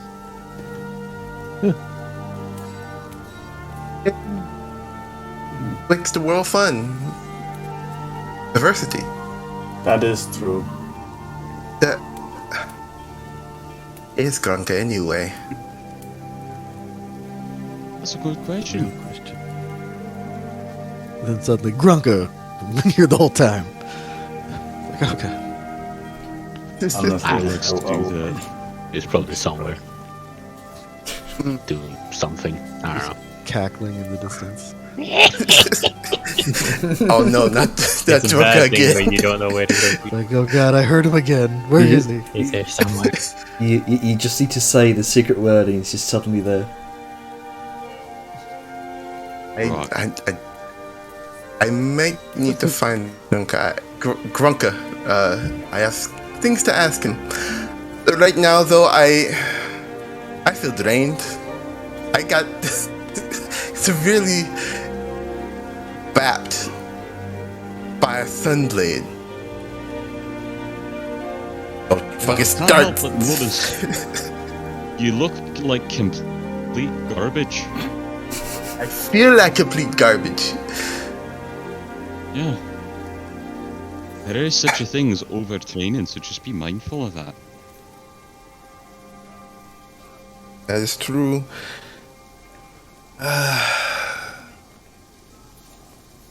Right. I also need to keep her to find out more on the reports of what we'll be dealing with in the Morbog. Oh, right. Turns to Liska. There seems to be a black dragon in the Morbog. Liska just kind of Bitch. blinks. Just like, Sao also blinks and then just looks to the jar and then looks to Liska. it's like, okay. Is that. From what Dawnbringer told me, they're having trouble with character. Janitor, what's her name again? I will bring up the image. Also, did she not say this in a hushed tone? Is Steck being a bit Well, more let again? him, Oh, let him say what no, he's no, going to that's say. fine. And I'm not interjecting. Just couldn't remember myself. You should find it in the characters tab in the actors directory. Yeah, it's popped up. What? Okay. The jar is about to open her mouth. Looks around. Hush the tone a bit. Maldrix is the dragon. That was sorry. Mortifex. What the facts? Oh no, it's an Asterix and Obelix character. You needed more the fact. Well,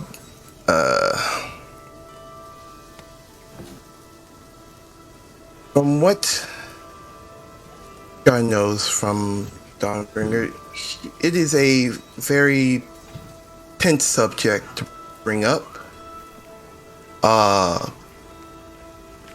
Several of the platoons been kind of wiped out because of the dragon, daughter of the night.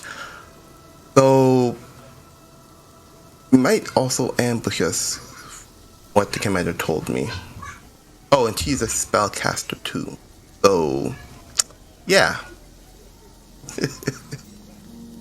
Oh. Oh, and shadows cling to her, so she might be. I'm not You're entirely breaking sure. up again. Oh, Yeah, you break you up. might be active in the night. Can you hear me? Still? Yep. Mm-hmm. Yes. Okay. So, hey, did they say how big she was? Like, No. proposed age? Okay.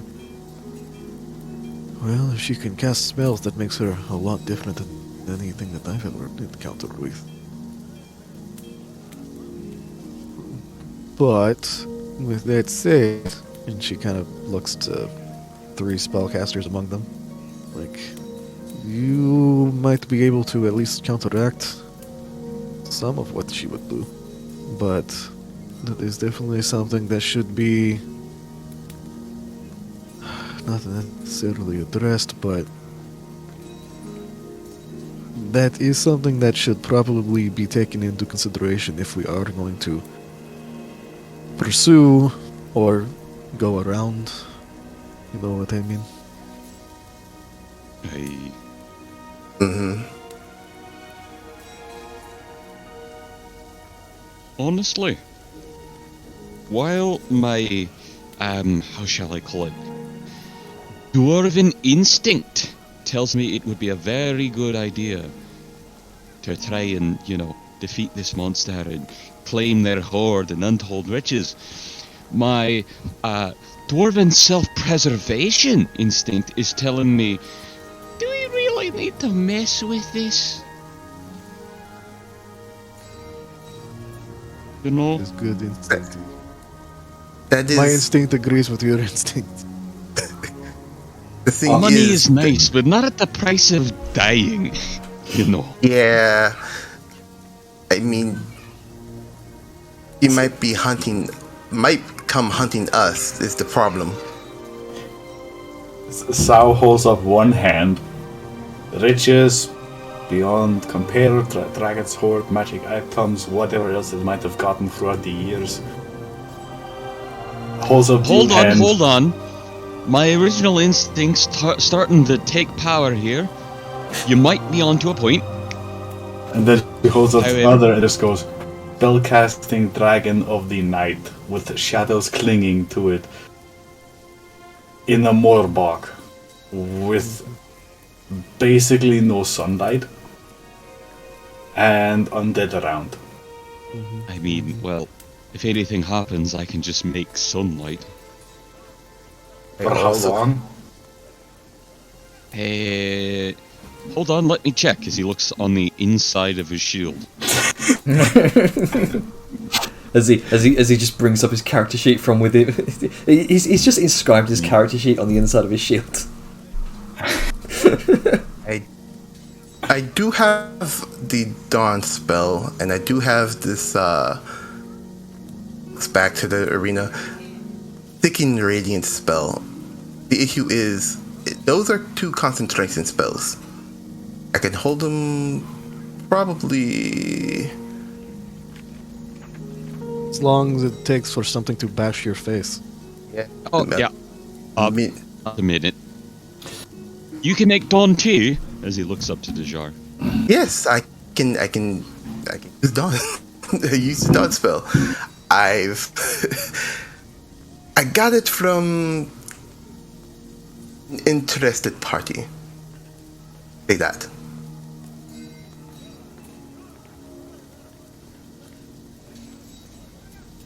Alright. Well, I think we'll have a vote on whether or not to actually fight the dragon.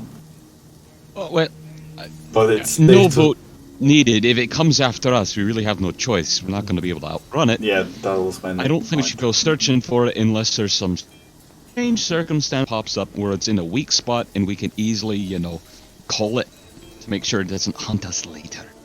But let's not go out of our way to go for it, I think. That was my next point. We should probably try and stay away from it unless it comes for us. Yeah, no point then.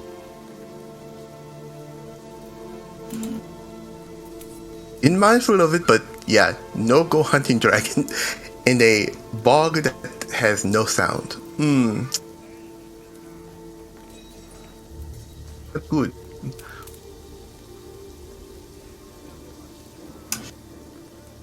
I'm not looking forward to this.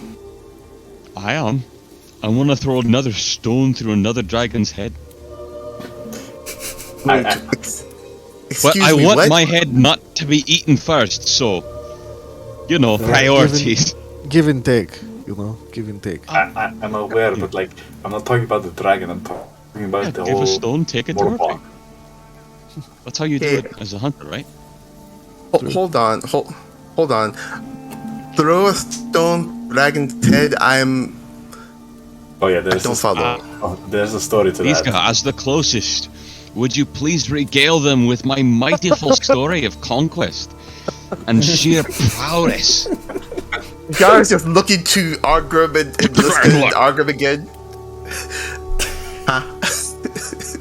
Liska kind of looks at Argrim for a second, then just looks at Jar's like, he used magic. Okay, that explains quite a bit. Explains a lot, actually. I mean, it was impressive. He, made all the rocks around kind of go up and attack the kobolds that were surrounding us. But yeah, one specific rock managed to hit the dragon just in the right spot to fuck it up. I mean, Right. the dragon was already pretty fucked up. I mean, it wasn't like it felled a completely uninjured dragon, but, it was the straw that broke the camel's back. It was teamwork. It was. Yeah, from what I do, Bellum did say something about him being eaten by a dragon Yeah, that and was Crothus. that was probably the same thing. Vellum has a bad habit of getting eaten by lots of things. Oh, and a wee note, on the fact that, me helping kill a dragon and you being all injured and asking for aid, it is worth noting, I'm not a healer. I can do it, but that's not my, specialty. I get hit and I don't die from it, and I'm pretty decent at killing things. Don't think you got a free pass to fucking be stupid and eat arse just because you think he'll come along with his magic and make me all better. No. I have a little heart for some emergencies, and sometimes I prepare some spells, but just don't count on me to always be able to fix you up. I'm more inclined towards, well, killing things. So, Fair. I'll be there to help. Just think where you're putting your feet or tail, and make sure it's not in a spot that's gonna get you killed. Right. Right. Cool. So you know.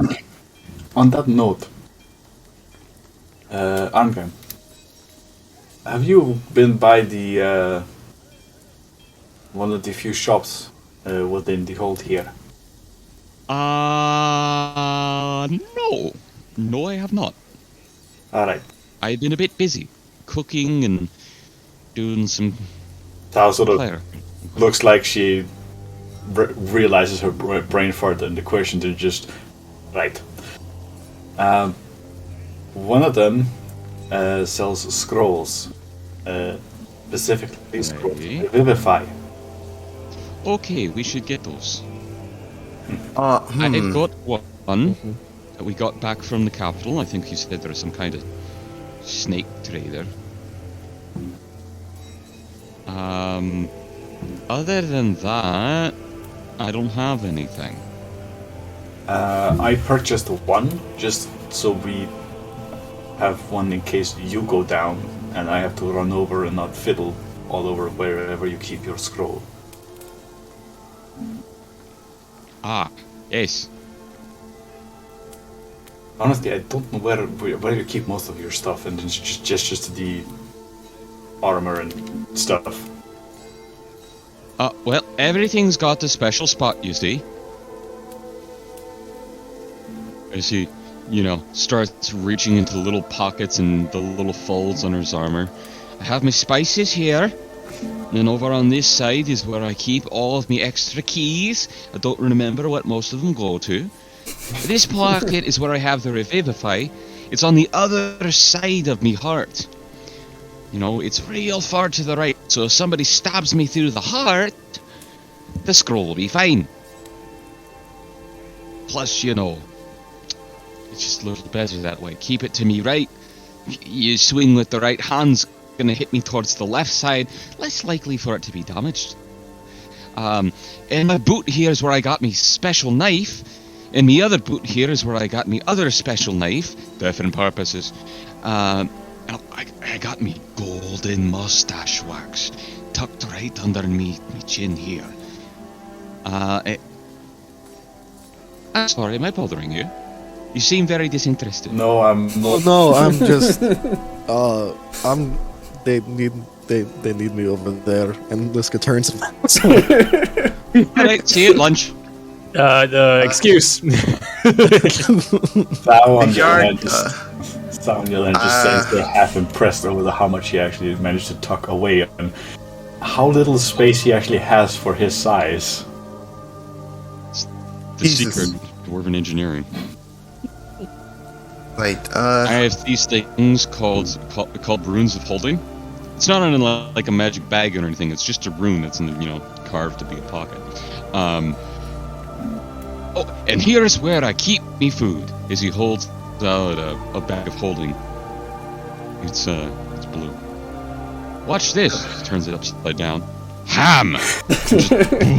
Suddenly, a waterfall of ham starts just coming out. It just down the stairs starts filling the general area with just great big pile of ham. No.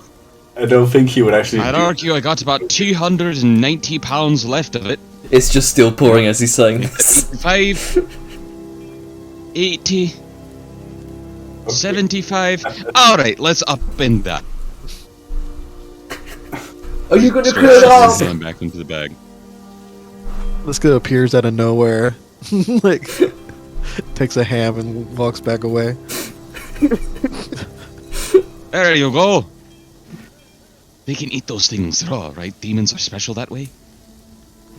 Yes. Okay. It's been brining. You might want to rinse it unless you want the salt. Yeah, it Oh, should be fine. God. Right. Mm. Ooh.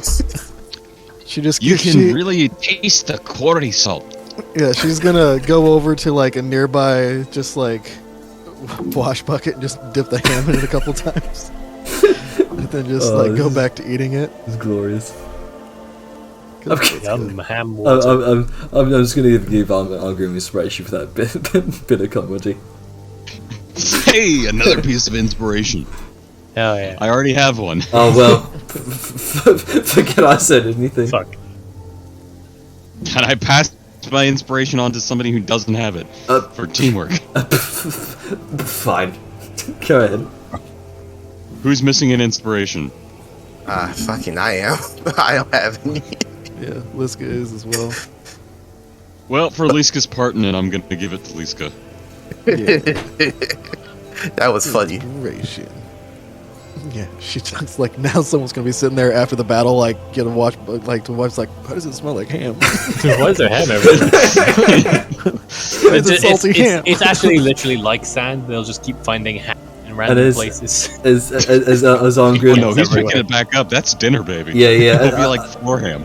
I hate ham. It's wet And and soggy. And it gets there's just this weird kind of ham-smelling slick spot on the ground. So God help anyone who's sparring in that area. It's been a weird day for the arena. It's Liska's version of a grease spell.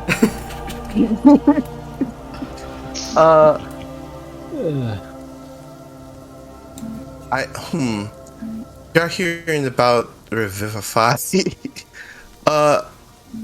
Okay, so Revivify. What do you need for that spell? I guess He's in or out of character? In character. Let's see. It tends to take valuable diamonds, which must be crushed up, and it unfortunately destroys the material. It's something about diamonds, diamond soul, some spirituality that's linked to it. It's just a big ordeal for it. It's burned in the process of,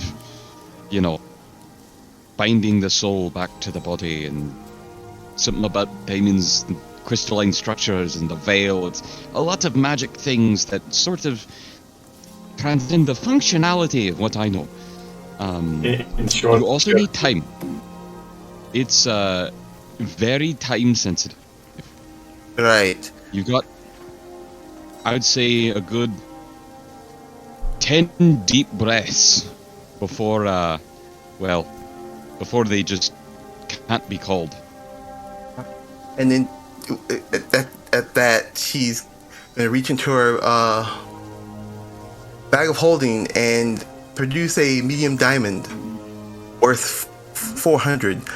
You might have more use for this than I will, honestly. Okay. Sarah's just looking at the jar with like, I'm a diamond. so sort of confused, impressed, but also wondering what the fuck. Hey, man, Look, high level I- casters, like you gotta be like, it's like, yes, here, have the heart of a virgin chimera. It's like, Yes. Why the fuck do you have this? how do you know? Wizard. I'm a wizard. I don't have to I'm a explain myself, you non. All right, Magic plus. I'm just going to drag that out of your bag and sort of trade that over to Angry. Sure. No, I went hunting vampires. I was like, might need this just in case. Looks like I You didn't know what? need I it. applaud you for your preparation. Yeah, so yeah, you have more use for it than I ever will. So Alright. take it. I'll go ahead and hold on to this. With that, I can at least cast the spell. I've also got 1 scroll that we got before. I have a scroll So myself. Yoon's got 1 to pick me up. If I that think ever you should- happens, I'm gonna be scared. Yeah, it's a bad day if you have to do that.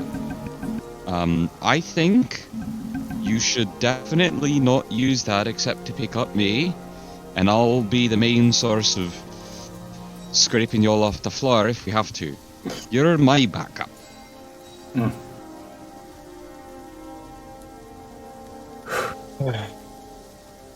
Also, I do have a spell just in case we need privacy while doing camping and not be set upon. Morinkanen's private sanctum. I can cast that in the last 24 hours on a What's that do? area. Well,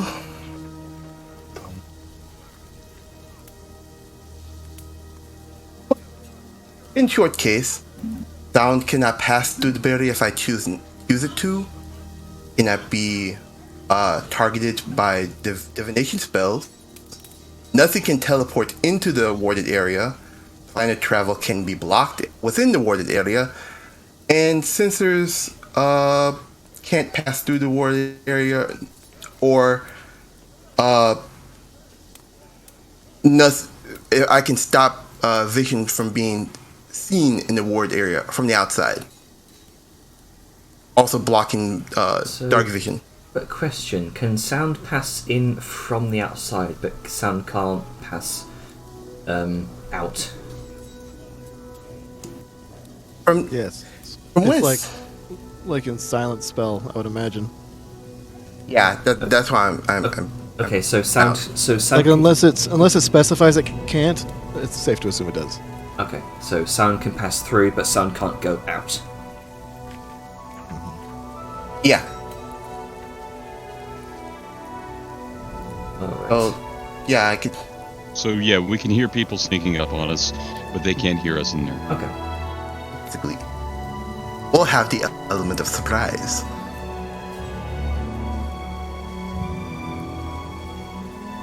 I love that element. It's one of my favorite elements.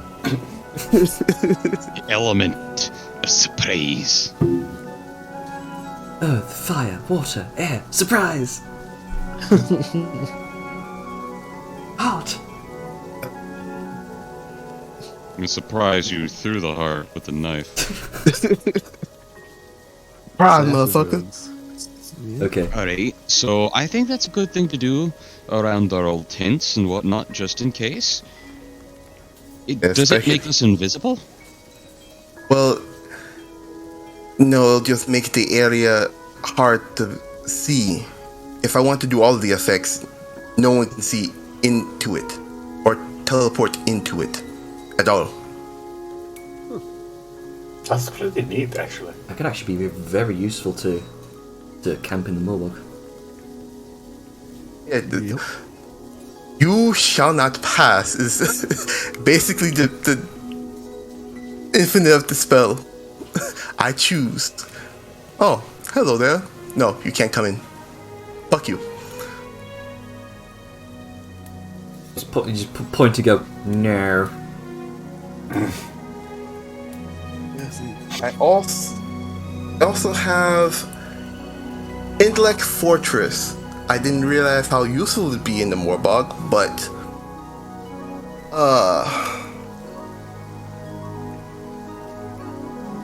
if I choose a higher level spell, like 5th level, I could choose possibly 3 people, and they get advantages on int save, charisma save, and wisdom save, and resistance to psychic. I imagine this So- is these are all Yeah, kind of explain this in character terms.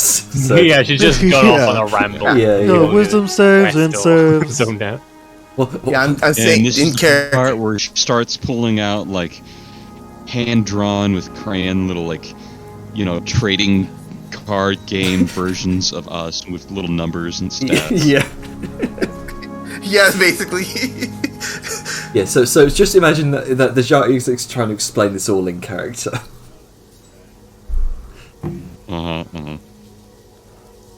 Very important. What the fuck's a wisdom We're save? teasing, we're teasing. something wisdomous? Yeah. Yeah, something wisdomous. Shall we continue? yeah. Yes, let's continue. But Right, yeah, so you got some useful spells, but to the point, wealth pool to buy more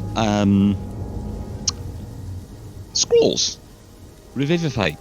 Because as it stands, I can now pull 2 people up. 3 if I go down and, Sayun has to use hers on me. So, we should either invest in getting some diamonds, which is not ideal, because I have to prepare a certain amount of me magic just to hold that spell at the ready for nothing, or I say that we try and get as many of those Revivify scrolls as we can. Oh wait, Liska's not there. I would agree, the scrolls would be the most optimal.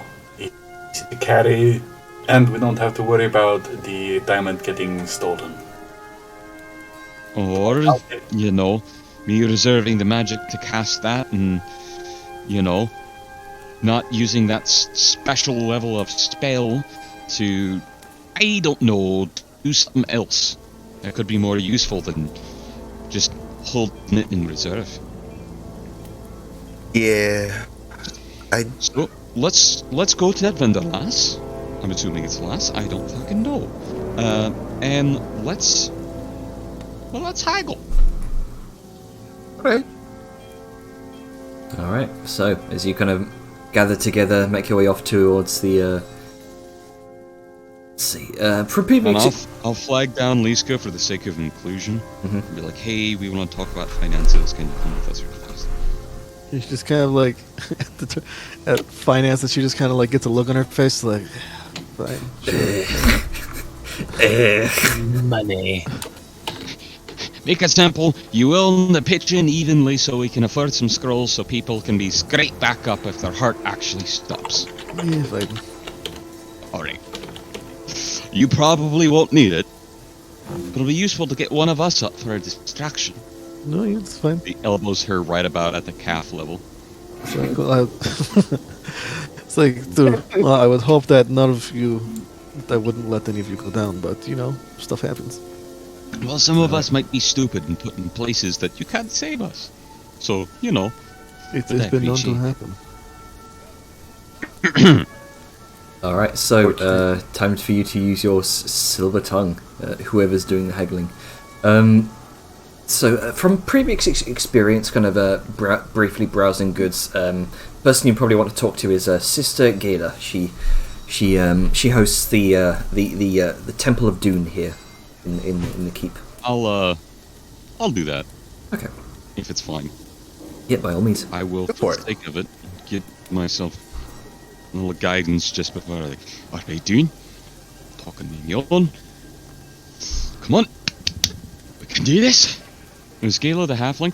That is the female dwarf in your should see in your characters, or rather, if you hover over the book at the bottom right, you'll see a portrait. I'm And still work that loading. dwarven charm. Still loading, so that's why. Oh, right, I'm okay. on a black screen. I'll do it. Time to work that dwarven charm. Hey, how's it going? Oh, the other Can't help dwarven but charm. The other notice your dwarven charm. sideburns are looking especially lush today. The other dwarven Wink. charm. Well, those are braids, but thank you anyway.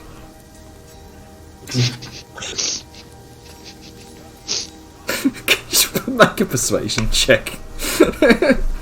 Oh, is this the actual Anyway. fucking conversation? Okay. No, I don't know. No, there's no need to role play this whole thing out. Okay. Anyway, so I don't know if it auto adds. I've tried. Let's see. It should. Only one way to find out. Yeah. Oh, there you go. Plus D4. Oof. Oof. Oh, Roll to 4. Rolled a 10. oof. Or got it and rolled a 4. Actually, I think you do have your inspiration. I don't know if it's a good idea to inspiration to haggle when I might need that to save our lives later. Yeah, that's true. If you think about it, the Revivify could save our lives later. This is true. This is true. I mean, I character. But I you don't need also to have because a- I will Icon of Fate. Yeah, you have that. All right, re-roll. Hey, no. Let's take that back a moment. How's it going? Oh, the fucking that one. Oh my god, what did I come back to? Yeah. Try to haggle, and it turned out even worse. You end up. It's a good thing I can choose which one. Do you have inspiration for sure? I do, Might be worth spending. but I don't want to use it. That's fair. We are about to enter the mall, but goddamn, I'm sorry, man. It that always like Oh. that. That was just How fate about said that no. deal, lass? Think you could, spare down an extra few coins on it? Mustache wiggle, mustache wiggle. He says it out loud. As he does it, yes. So Arngrim's not particularly the best flirt. Not much Not experience. today. He's off his game. He's got a lot of stuff on his mind. Yeah, and you end up kind of fumbling your words a bit, and end up with sort of like an almost sort of backhanded compliment in a way, without realizing it. She kind of huffs, folds her arms. No, you're not going to be able to haggle down this price, sadly.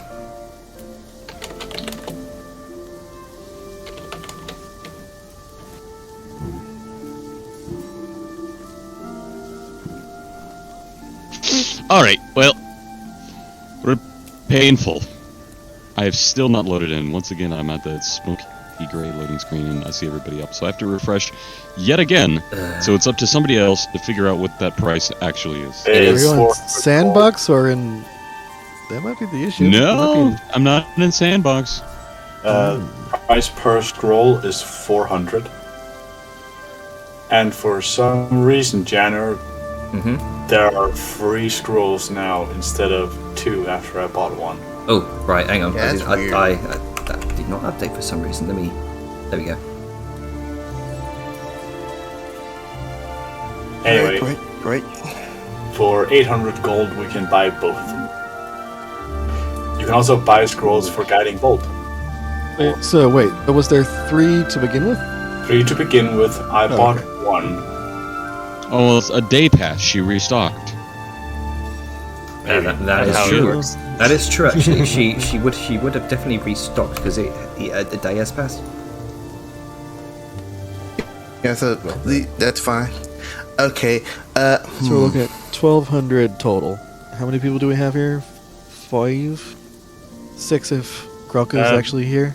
Yeah, Vellum would be about because he's in this That could be. area anyway. So wrangle him in on that. yeah. Gronk has been very quiet this entire session. I'm a bit worried. Yeah, Yes. I'm worried. You okay there, Gabumble? I know it's Oh, not yeah. terribly interesting. Yeah, I'm fine. I'm just, I'm listening. Okay. You want to pitch in? For the We scrolls, want to keep you yeah, involved. sure. Yeah, for the scrolls. If sure, we fine.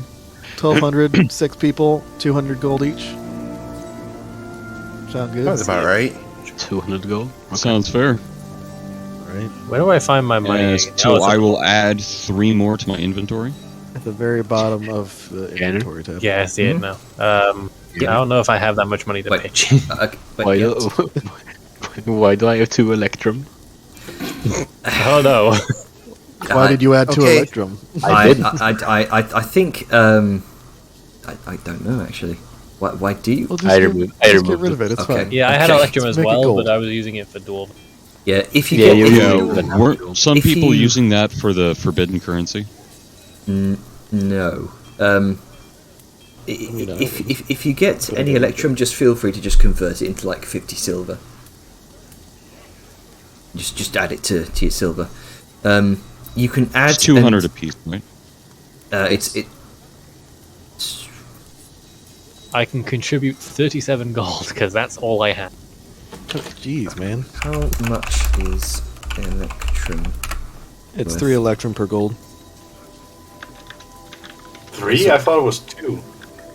I mean, Well, one don't touch or two. it's something that no one cares Right. about. One Electrum Yeah, piece it's is 2. worth. It's half a gold piece. Yeah. Jesus Christ, Gobbo. You And so don't, much. don't touch my Electrum Generator. That's where I'm Yeah, keeping my yeah. platinum. All right. So just go ahead and you can just go ahead and buy those from the vendor there. Just double click Yeah. on the vendor. Just buy. I those. have deducted 200 gold from my list. Okay. So, yep, I've taken 200 off of me. So I must. Who do I send So I'm this- at 4 spell scrolls of Revivify now, correct? Okay. Booyah! Okay, so since I can't, Alright, that'd be comfortable. There we go. since I can't, I don't have the 200 from my end. Can I attempt to barter with some shiny rocks?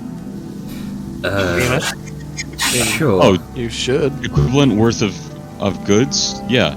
Yeah. Substitute that coinage. Yeah. Problem is, I gotta take it out of the bag of holding to see what the value is. Dumb. Weren't you? I mean, this just thing, but weren't we told the value when we first got them? Yeah, I have the values. They're on the sheet, but it doesn't bring up the tab on the bag of holding. I have to drag it to my inventory for it to display what its value is. Okay, so who do I send my 200 to? You just subtract just- it. Yeah, I just Subtracted, done. deleted that worth. Okay, Yeah. cool. So if you want to like add or delete currency, you can literally just put in the value like minus 200, and it should deduct the appropriate amount from the box. Much like how you do with your health. Neat. Alright, I'm probably going to be a bit fishing through my gems, but I know for a fact I have the equivalent of gold. Do you need me to put out money for you again? No, I could just give the I love how this guy literally pulled out a fat stack of the guild's money. Not the guild's, the group's money. That Siren is like, alright, here's for emergencies if you need it. Won't use any of it to buy these things. And is now having to find pocket change of shiny rocks. If it's for the group, then I guess it would count as dipping into that. But he himself doesn't touch it. Everyone else has always been fine to touch it. But That's you're the always only how one been that has it been. and knows. Yeah, Sal would know, and presumably, Black Hand, they would know. The point is, it's always been excessive. It's not like he's been saying, no, you can't have the money. Okay, so you've got But yeah, I'll just take it out of that. Okay. So you feel free to just sell those to the vendor at your own time there. Okay, give me a I've second. transferred them.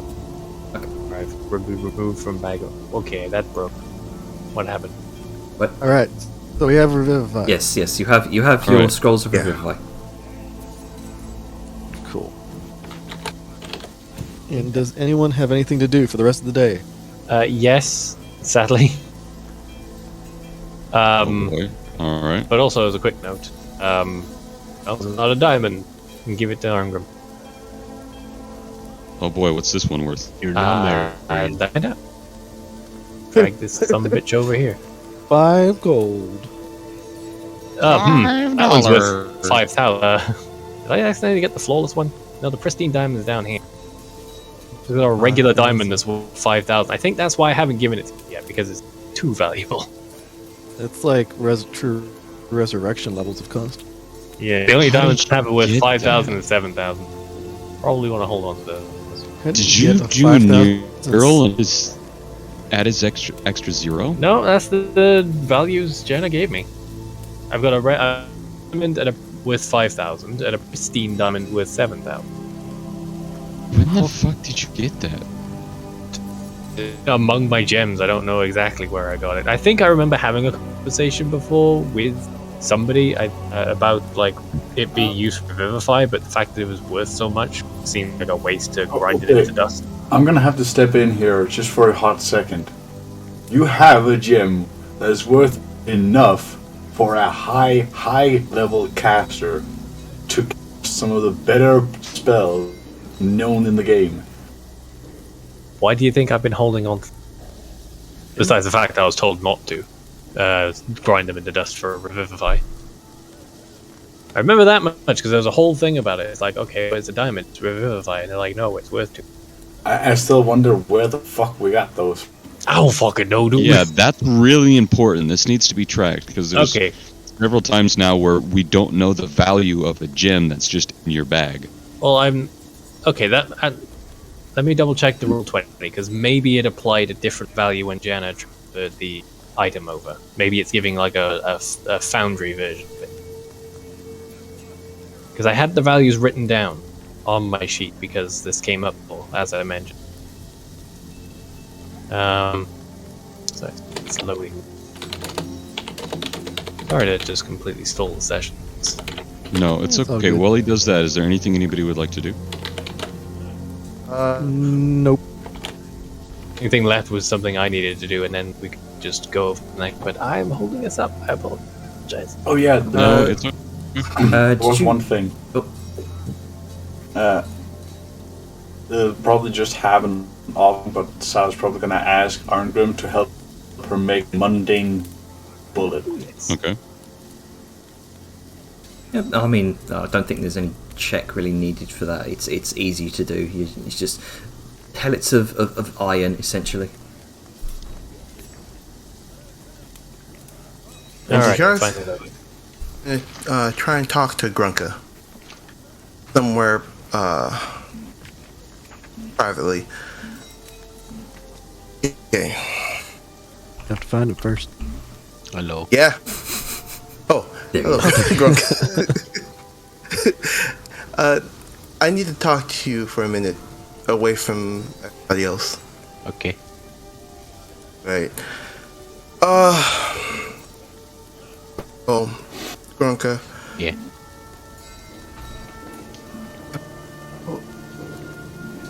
What do you plan to do with the Black Hand business and helping Alcazar? Yeah, I don't. I don't really think I'm gonna do that anymore because of all the, all the bad stuff that's been happening. All right. Okay then. Yeah, it's it's a bit,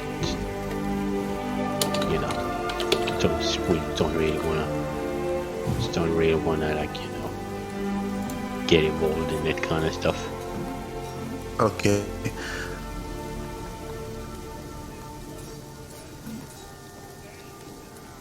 There's one question that's been bothering me a bit. How did you meet up with, Siren and Balthazar? Oh well, It's- you we were in the we were in a group. It was everybody here except Liska, and there was also Kobold, and we also it was also did you meet Surf? Surf. Demon. Oh yes. Yeah, Yes. yeah, I he was part of the party as well. So we kind of went into a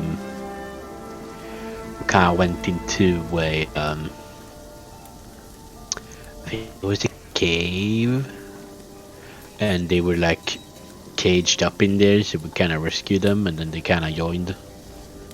And Angrim and Surf kind of went away and did something else, and we just kind of became a party, and it just kind of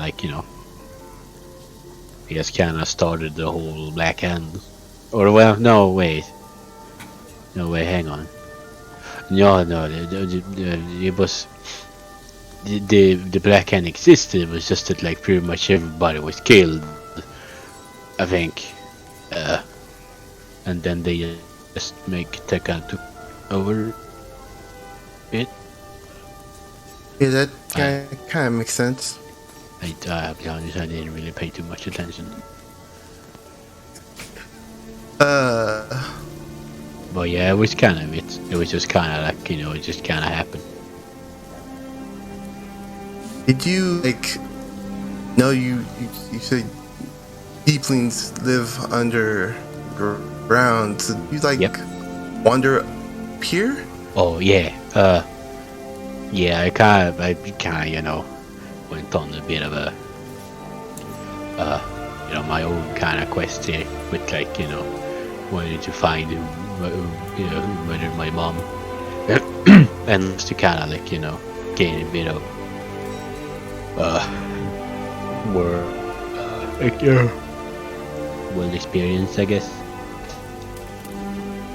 Ah, And wander. yeah, it's just, you know, kind of got, you know, I kind of want to see the world, and now, you know, and now I kind of got other things I gotta do as well, but it's also up here, so just kind of along for the ride. You have a bit of the wanderlust. could say. Back in Yeah, you could say where I'm that. from. So yeah, it makes sense. Yeah. All right, that's all I wanted to ask. It's been very enlightening. Oh, okay. Okay. So, Any questions for me? You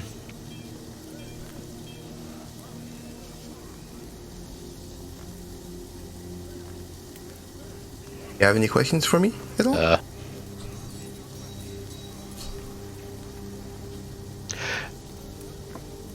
do you eat rats?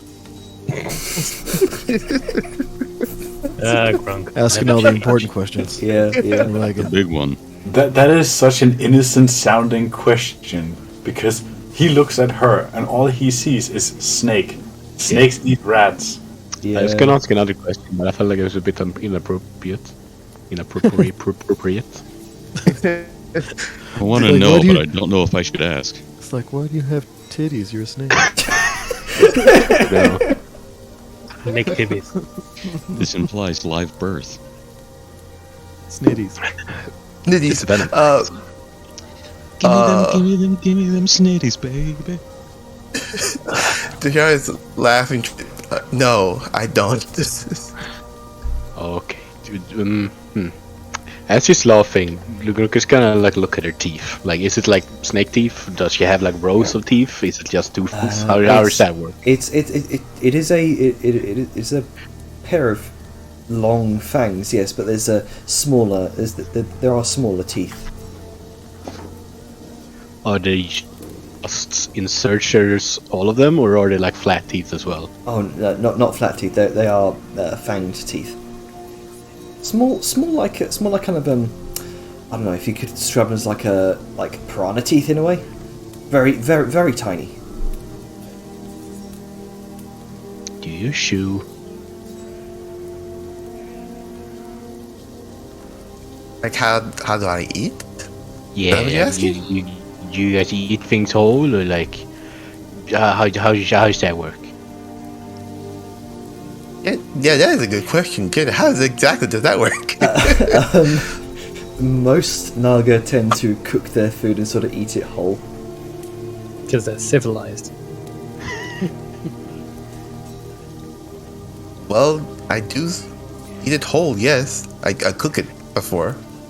Oh, I do, but I mean, I'd hope so. It's not good for the stomach to eat raw stuff. Could be all kinds of stuff in there. Okay.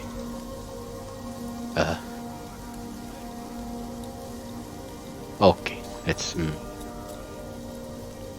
I see. I see.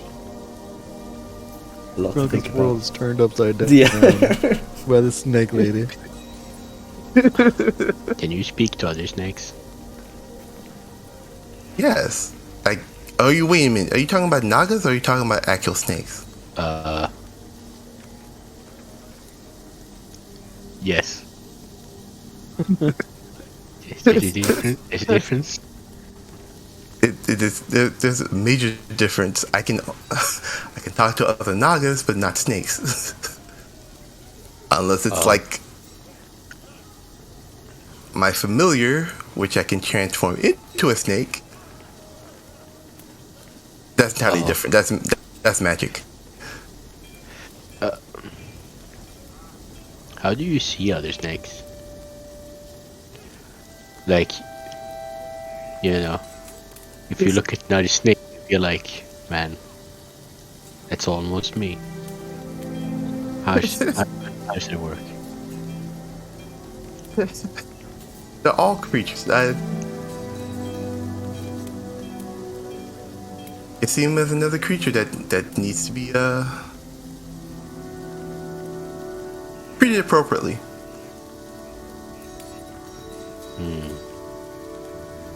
I don't know. They can be dangerous as anyone else. I just feel it would be really weird if I was like just walking, and then I saw like a really tiny grunker just kind of sitting on the ground. It's called a rock. And he just couldn't really speak, and he just kind of like was like an animal. I don't know. I think I would be kind of weirded out by that. If there were like tiny little me's running around.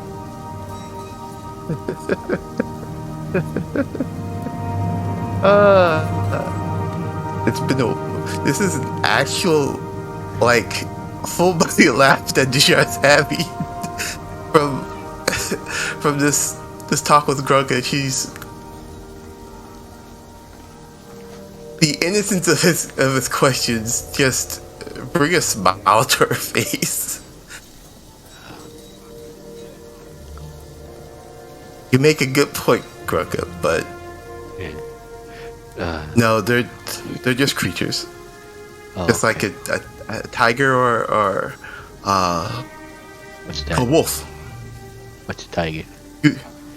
You've never seen a tiger? No. Oh my. Okay.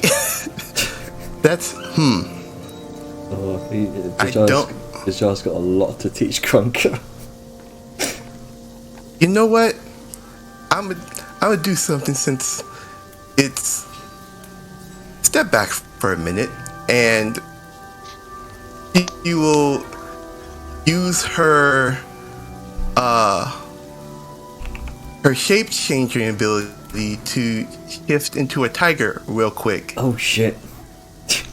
A couple of the There's soldiers. a tiger loose in the A couple of the soldiers see this happen and go, "What the?" And just immediately kind of go for their blades. And then she shifts straight back into a naga again. Just like for a giant minute. snake in a And they're kind of stunned for a minute, hands on their blades, and just kind of, I don't get it, and just kind of fling their hands up, just give up, and just walk off. Oh, it's a cat. It's a big cat. Open wizards. Oh, it's a big cat. Does that eat rats? I don't know, but maybe. I see. Where are they? Mostly jungles. Oh, Think a hot forest. a what? Hot forest, humid, rainy. Oh, sounds pretty yucky. Admittedly, yes. Go ahead, make a nature check, Dishar. Okay. In this world, there actually is desert creatures. 25. They are most commonly found in the Nahatna rainforest in Katesh. Yep. Oh. Yeah, in the rainforest, where close to where I'm from, actually. Huh. Oh, I see. I see.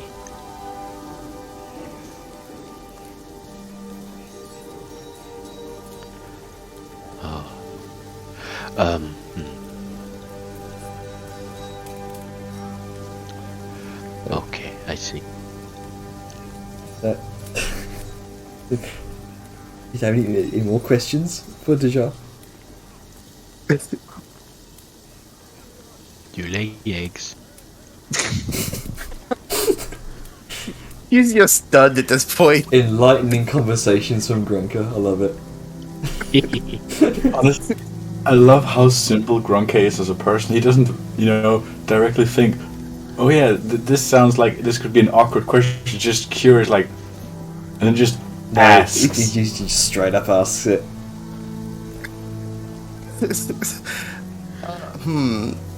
Out of character. What is the actual answer? Because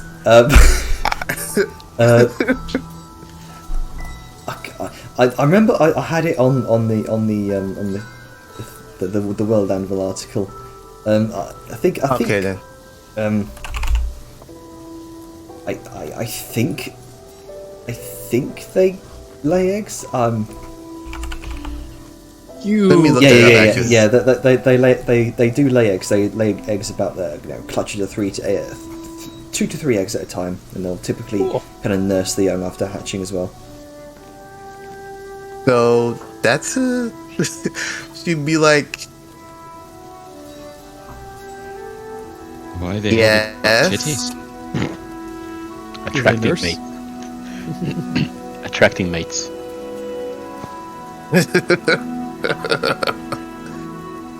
Oh god. But yeah, in character, she would answer yes. Oh.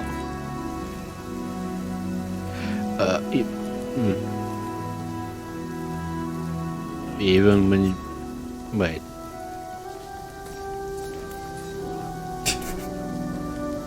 Just the reaction gif of the calculations in front of the woman's face. But He's doing his best. is it... Yes. Do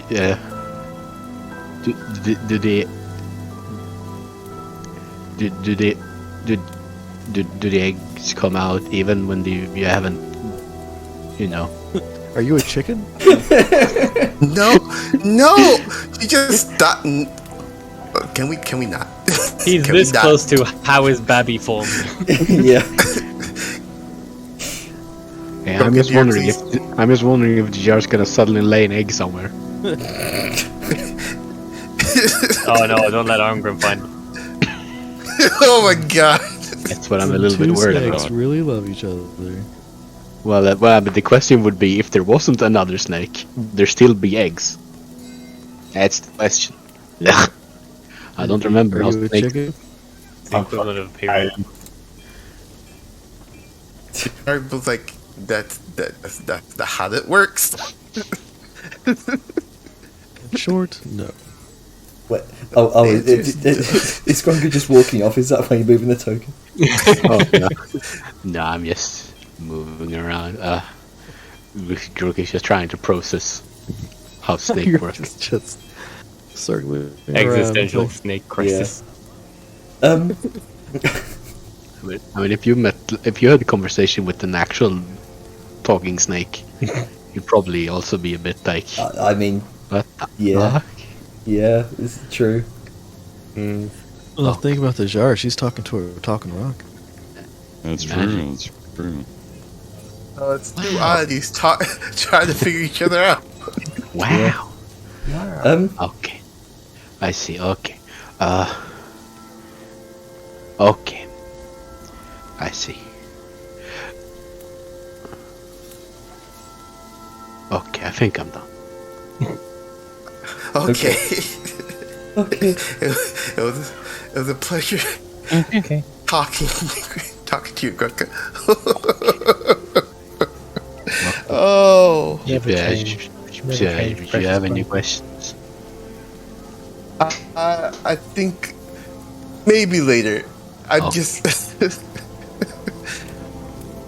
Okay, so as you finish up this enlightening conversation between yourself and Grunker. I believe Velen wanted to do something as Yes, well. and I will try to make it quick. Yeah.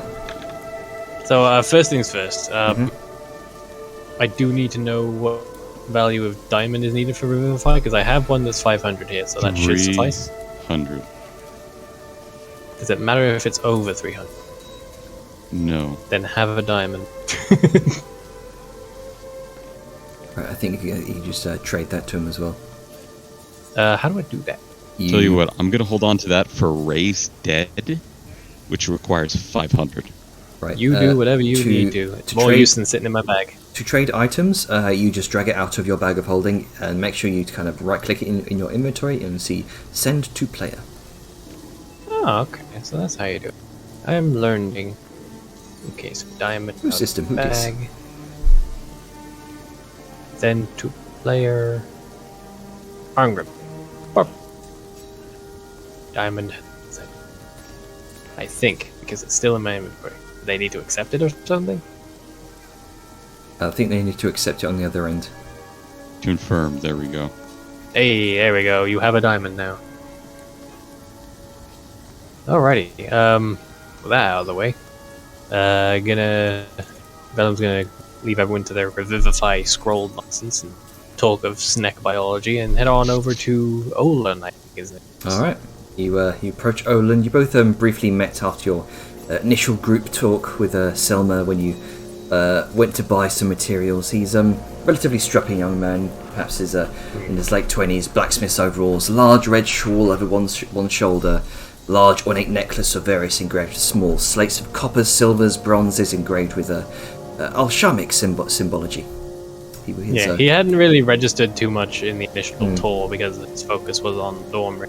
So as he moves up and like notices like the particulars, see if this works. You return. We need some materials. Open up with that because he's got a hunch. Oh, I put it in chat. oh. Don't greet you as well, friend. He says in Yeah, I had a hunch. Kiteshi. I'll keep it going in trade tongue just being weird, but that initial greeting was to test whether or not he was right about his hunch. Don't see many of our sort this far from home. No, I am quite a rarity here.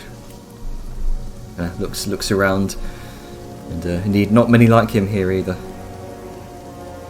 Yeah, it's we're pretty far out. I wanted to ask. I had noticed some of your lads here silvering weapons when I came through. You see, as you're asking him this, you can see he's currently kind of melting down a number of silver bars in a small foundry and kind of carefully dipping a large blade of a large greatsword into it. Because I was trying to see about getting some of my stuff silver, because obviously we're into the Morbog at that point, like as he's talking, reaching into his bag to just pull out, just in almost a Mary Poppins style fashion. Just yeah. Javelin. Oh. Just pulls out one of his rather sort of, it catches the light very well. Just like a very clean sort of little sheen to it. Well, if And you the tip almost looks like it just punctured through basic. I don't know if I could get these sort of, but I was wondering how the hell you do that anyway. well, And then he sort of puts the javelin down to let him inspect it and get an idea of it, and also, masterwork. and he kind of he picks it up, seems to marvel at its craftsmanship. Oh, well, I can provide that service. I will just need 50 golds worth of silver for the materials, and 40 gold for the service itself. It's reasonable. Can it actually be done to these? Because I've, as part of my craft, I've gone and improved them somewhat. And for mechanical sake, Janer, they have the keen edge trait. So, as we discussed yesterday, I think traits can't be stacked. And silvering counts as a trait in this case. I'm afraid these have already been worked on. If you have any other, I will be able to teach you for a price if you're willing to learn. All I would need is 100 gold. Preferably part of that paid in silver for demonstration purposes. That's all well and good, but my group and I are leaving tomorrow, so I doubt I'd have time to stick around and learn. I'm sorry. I know You are low on gold. Well, that too, but he's concerned more about the time thing. He can go and fucking sell some gems or some shit if it's really necessary. He's thinking more of the time because we don't want to linger too. Anyway, so takes his javelin back, puts it away. Now, I usually learn by doing, practice, repetition, all that business. But I know it's a habit of some smiths to write up plans of their techniques. I know it might be a big ask, especially for kin, but is there any chance that possibly I could get some of that written up that I could learn on the road? I'd still comp you for the information, but I know there's a big thing to ask, fella Smith. So we did roll this before the session. Yes, and, we did. Yeah, you. I believe there's a very specific way you persuaded him to do so. Oh yes, the medallion's already out because he pulled it for Dejar earlier. He hasn't put that away, so he basically rocked up with the medallion out. Okay, he's kind of examining these weapons of yours, and kind of looking to his foundry. A glint catches his eye, and then he notices the medallion around your neck, and his eyes widen, and he takes a brief step back. He hasn't paid much attention until now. Yeah, it's like, wow, this is a really nice javelin. Just eyes were down the whole time. Yeah. And he kind of mutters a short, brief Alshamic prayer to himself. How did you come across such a thing? Kind of looks at the amulet around your neck. What trial did you conquer to earn this gift? Suppose it does count trials. The group and I were hunting something near Dune Hollow, a dragon by the name of Crothus. It was a lot. But when we were looking through what remained, besides the unfortunate forms of other people, something called to me, and following that call, I've found this in the snow. Out of curiosity, is your sunblade also on display? It's in his pocket. We'll sort of follow up with that. Just the medallion alone is sort of giving religious shell shock, so he's not going to just whap. Double religious significance. Wait for him to calm down first. Yeah. As he looks at it, very few people in history count themselves lucky to find Deva with his Sunfather. But you find yourself in possession of that. This great gift of I'm Amnut. as surprised as you are. But I'm not one to question that will. What you possess there is a great gift of Amnut himself. I love this guy.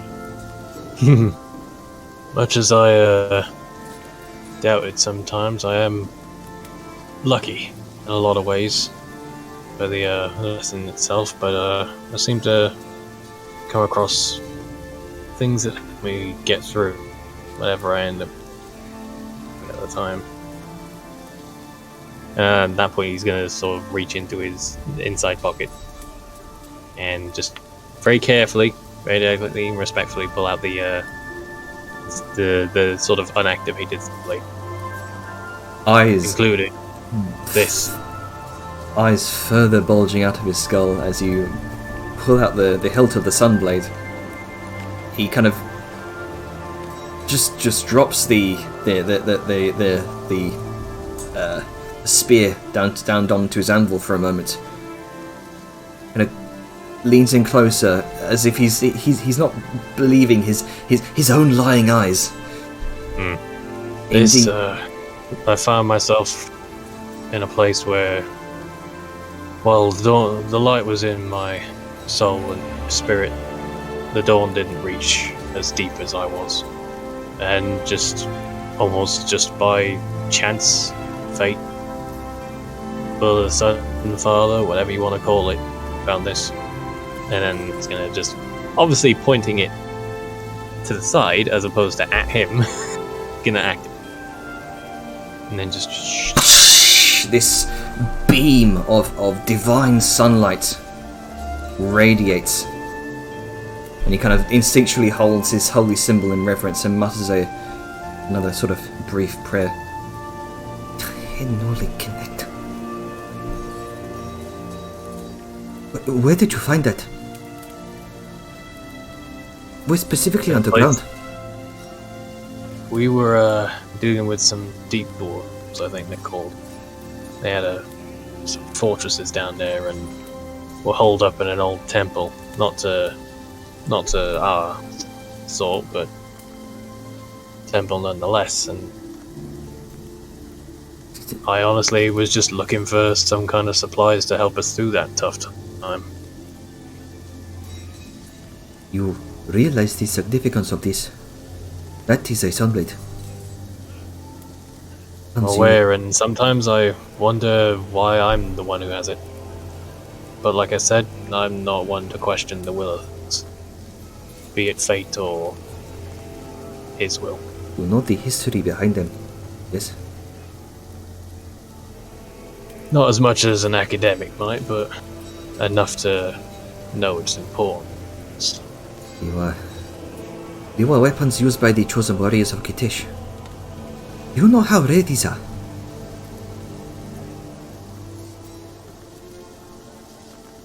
That's the thing. They're so rare I don't even know. There is only 100 left in the world. See, legend says each of these 100 sunblades were imbued by a fraction of Kitish's own weapon, the Sun Spear. A weapon said to have been crafted by the great Amnut himself.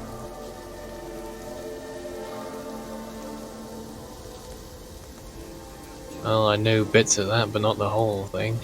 That's a lot of weight. All of a sudden. And like almost as if like mentally he's feeling the metaphorical weight become physical in his hand. It's sort of like a light dip. And as he deactivates it.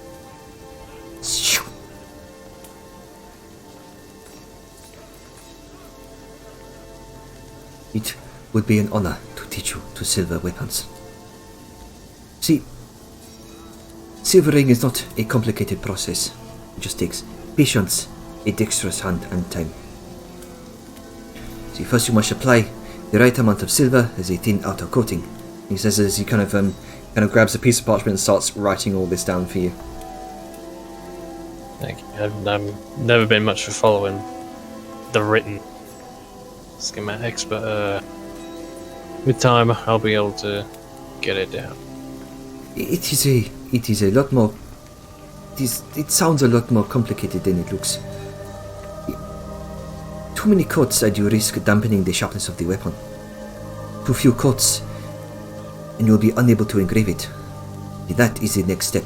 You must engrave the cooling metal with divine runes. Must Right, make see, and that's why you couldn't work on mine, because of the way the tip is sharper to such a fine point. The silver dull it, if any. That is exactly right. You must first make sure that this is done while the outer coating of silver is still soft. This way. When the metal cools, the runes will function as channels for the blessed holy water, and you quench the blade in it. Make sure the holy water rests in the runic channels until it is evaporated completely. The entire process on average will take you a total of 24 hours.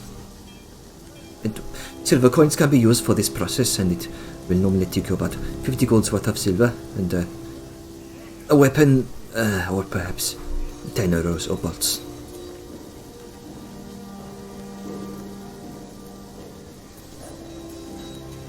And he'll sort of take the time to try and process what he can, but knowing it's all written down gives him a bit more ease.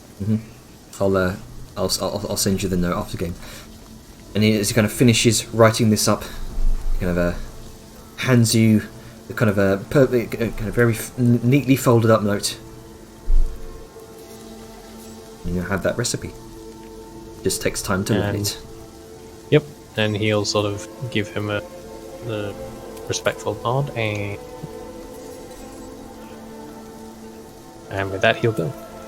I put a bit of a text in the thing because I like using the language thing. It's neat. And as you kind of The language is good. as you kind of take your leave, he says in Kiteshi or Kiteshi with a rather kind of thick Nioben accent. You hold the Sunblade and Alsham's favor. Many will expect great things of you.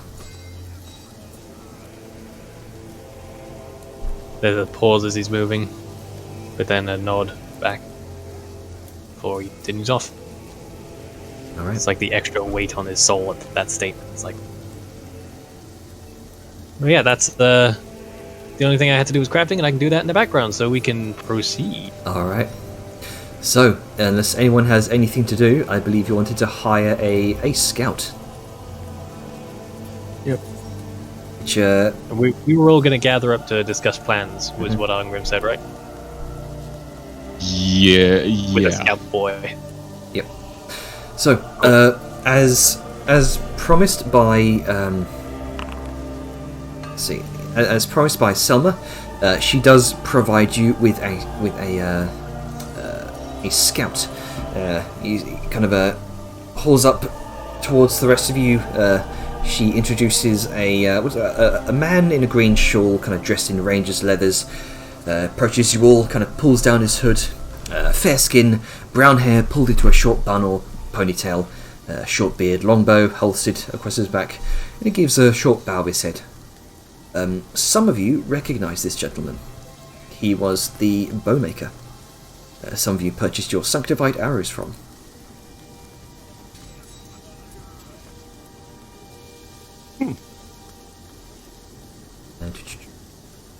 Yeah, here we go. This is Brother Severe. Very nice. Nice. Sounds like a Nordic man. He kind of nods, and Selma kind of leaves you all in for the meantime. I have spoken to Commander Dawnbringer. Apparently, you are seeking a guide into the stunningly beautiful lands beyond our walls, yes? So not a real Nordic man. He didn't come and be like, so you want to go into the marshes? Hey, you married a bird. Yes. Nordic but a bit to the east. Yep. So... So, I hear you want to go into the marshes. Yes. Yeah, I guess everyone's here for this, right? I imagine so. Yeah. Yes. Okay. The whole point was for everyone to be in the... Yes, we are looking for someone that can lead us through the more dangerous places of the marshes, at least to the other gates. Well, I am what is known as a trailblazer, at least that is what some will call me. I am Brother Severe of Eonir's flock. I'm here to offer my services to your fine group for a small fee of 10 gold per day, and as long as there is more glorious food. He kind of looks stronger.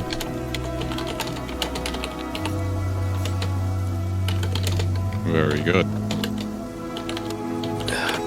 So, brother, what is your name again? Severe? Brother Severe. How do you feel about dragons? Dragons? He kind of Yes, skulks a bit. specifically potentially interacting with the black one. You are not talking about Mortithax, are you? I mean, yes. how do you feel about more attacks? Well, you're going to have to make my pay worth it, but I can certainly. Oh no, I was wondering if you could perhaps steer us away from her. But if for some reason that she thank plans you. on attacking us,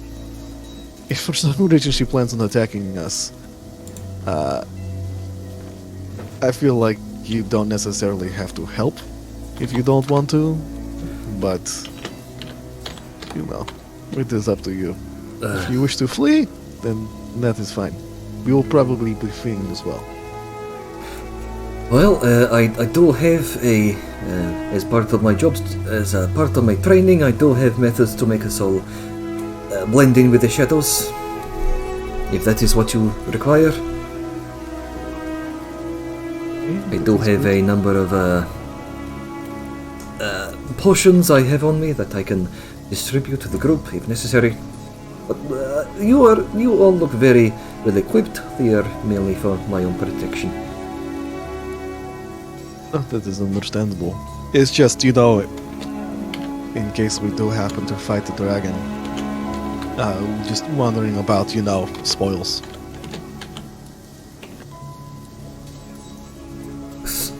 Spoils?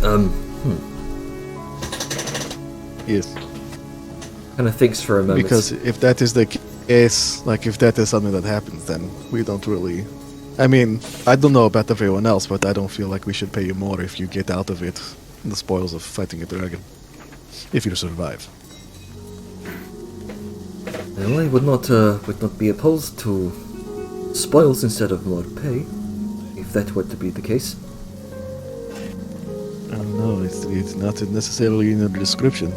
And again, this is just presuming that the dragon might attack. It might not.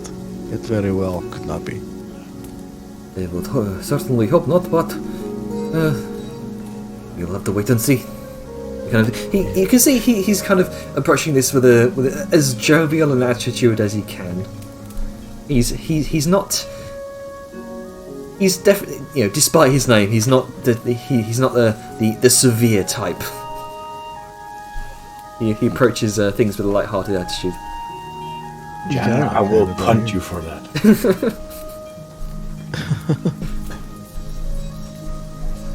Do it. Do the inspiration. Anyway, so yeah, and Liska's just like, and again, you know, it depends on how good you are at your job. If you are as good as you say, then we probably will not even come close to the dragon. I have received nothing but compliments from previous travelers. Exactly.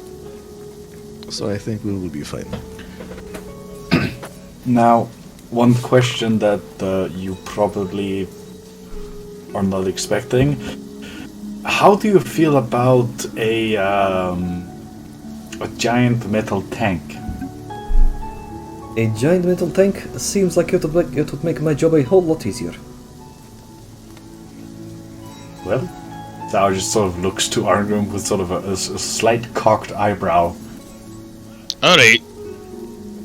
Works for me. Even with the sound that might be coming from it, I've heard that. Oh, it has a lot of sound. That is true. If it is as noisy as the commander is saying,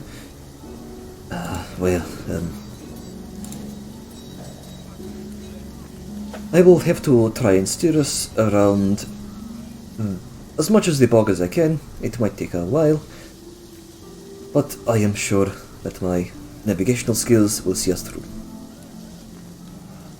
It's worth noting, it's as deadly as it is loud. Well, we should have no problem fending them off, whatever approaches us.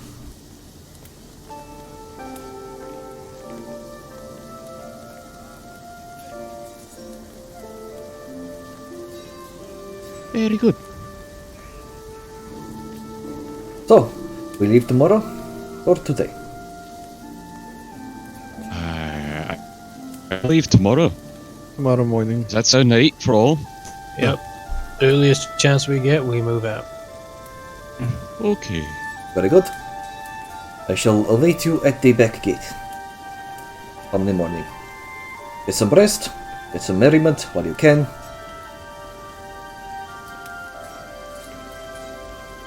I shall meet you there. Very Hey. good. Alright. So, does anyone have anything else to do?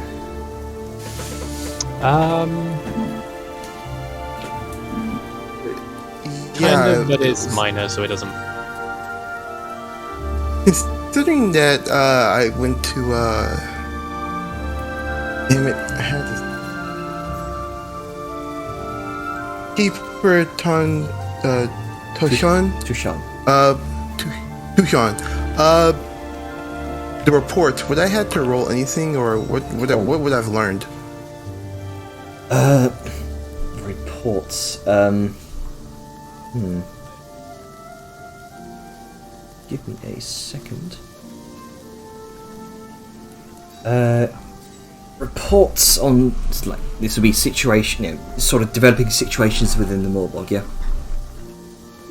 Yeah. Okay. So, the...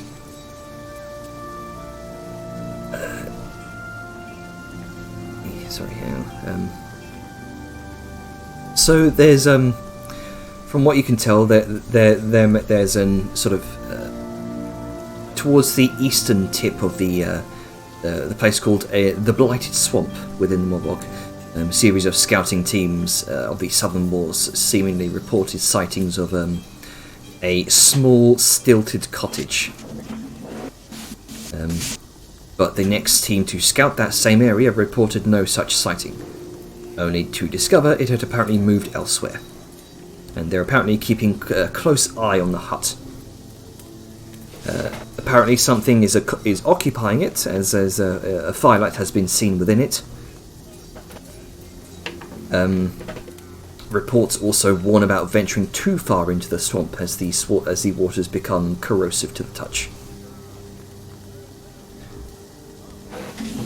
In addition, near the mountain ridge, the scouting parties have discovered a circle of trees, which would be otherwise a non-issue, except after some investigations, one returned speaking of anguished wailing.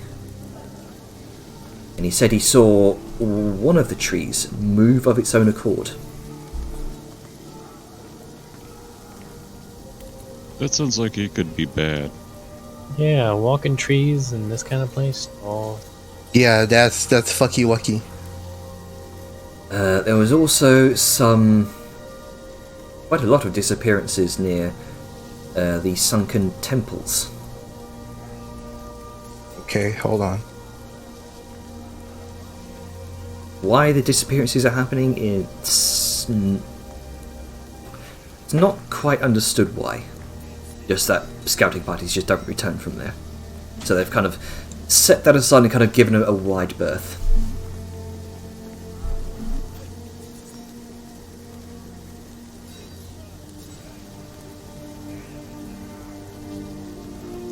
Okay. That's about it. Okay then. Make sure can you send me that through DMs? I can actually assign them as like optional quests if you like. That'll be beautiful. Thank you. Okay.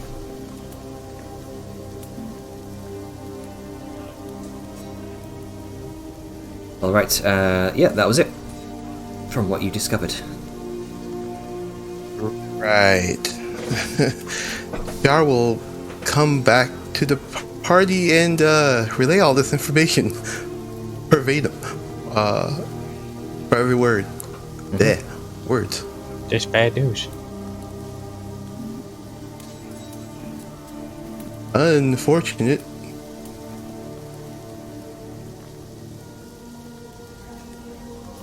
All right. Yeah, I'd say. So, what else would you guys like to do before tomorrow? Oh, we done with the strategy meeting? Okay. I think. Is there anything else for us to discuss? We have a good idea of our capabilities, how we can counter the possible threats, a better idea of what the threats could be. Can't think of anything. We've got 10 gold a day for this guy. That is It'll be fine. We a m- lot. It Yeah. sure is. You see what I've been dealing with. It is the Morbog, and his skills are a very particular set. But So if it's what's Oops, I sorry, guess go the big question is, I mean, since that is something that's been brought up, how long are we expecting this to take? Yeah, because we need to budget for that and make sure. Yeah, we I think can we asked. It work was like I can't remember the exact number. It was over a week, definitely. What was yeah. it, Junior? It was. Well, let's talk to him and estimate how long is it going to take. What's your estimate cost? You're asking him this in character. Yeah. He kind of How responds. long is it going to take? Well, I would probably say about a month's travel. These are, of course, trailblazing new routes through the Morbog, through undiscovered territory. But that is my job. That is about 300 gold.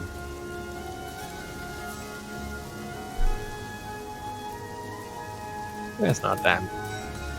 No, it's And not. it's about. I Don't mean, question it before he changes his price. Just accept and move on. It could be far worse. Yeah. I mean, we're literally going to a place that we could potentially die. If you were gonna die anywhere in Malin, this would be it. Well, this would not be it. You do Yeah, we're not want this to be mailing a anymore. place. Oh yeah, You I are keep We are- forgetting there's yeah. that border. you are in Tanzia. They got the Yeah. sucky territory. Malin gets all the beautiful dare you. places, and then it's just like you can have the Morbog. It's fun. Sucks to be. Yeah, no, we're not going to contest you for that land claim.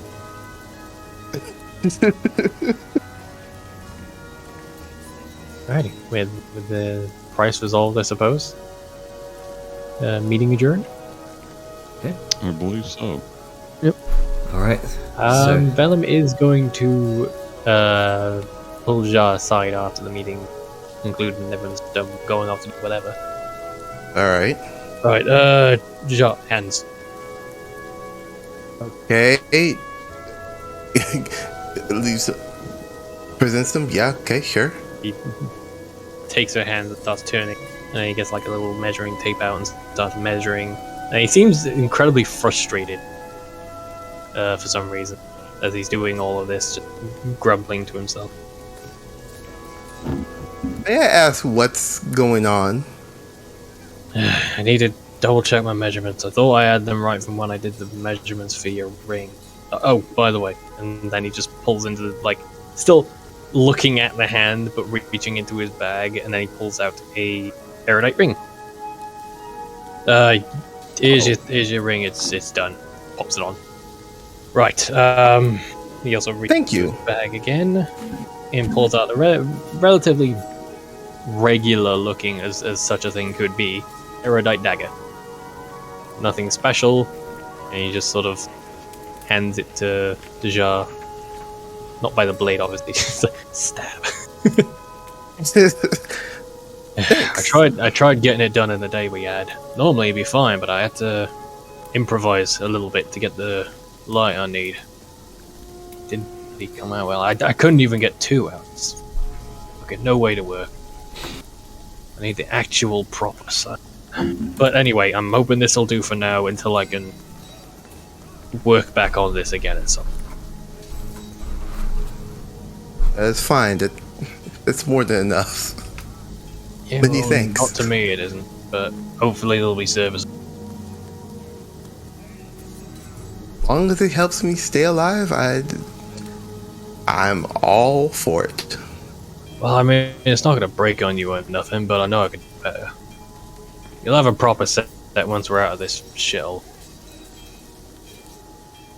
As to hoping we stay alive. Well, I got too much to do to die. As do I. Right, that's all I needed of you. Need anything, Right I'll be then. in my room. And he's just Okay. gonna go, still just fuming, like silently fuming. Alright. But yeah, that is for mechanic's sake. That is a normal dagger with the erudite qualities that a weapon would have, which is, I believe, that it can spell focus and it gives a bonus to a spell attack. Briefly pop to the loo. I'm just gonna come back and I'm gonna kind of leave off on the narrative because we started late. Oh, you really are desperate. Okay, right. Sorry. That's it. I was just gonna be like, oh, he gives her ring. There you go. I wasn't gonna roleplay it out, but I felt like this was this was a very prominent, noteworthy thing for Velen to be very pissed about not being able to produce quality. Because man, those fucking rolls. Because like I made it, no problem. Boom, it's made. There's a chance for masterwork. Cool, I'll go for it. Fail, just barely. Because I have like a ridiculous mod. It's like, screw it, I'll roll again. Failed that. Roll again. Crit fail. And I didn't even get any progress on the second dagger. It's just like, none. You get one dagger and you fucking like it. Look, one is better than none. I'll There. take it. But yeah, that was just him MacGyvering up fucking Sunblade to get sunlight. But just, he clearly didn't take to it. What? If Dejar is like, why not use the drift globe? Well, one or the other, but regardless, the result is... I'm just gonna make a point here. Philum pulls the jar aside. First things he does is grab her hand, turn it upside down so her palm is going up, and then measuring it. Yeah. Gotta have the right hand. If it's for a specific person, you gotta have the grip the right size for it to be. I don't think you're understanding where I'm going. Yeah, it's I big understood enough. already. Yeah, it's big enough. Come here, darling. Oh God, no. No. I wasn't. Liz, no, he's just measuring for commission. Look, try and see it from this point of view here. Okay, I'm back. Oh no, I fully realized, especially with the ring bit, I completely just glossed over that in my own brain. It's like, oh wait, while I'm here, I'll just give this as well. Candace back. Okay, I'm back. I'm back. Hello. We'll talk about it after.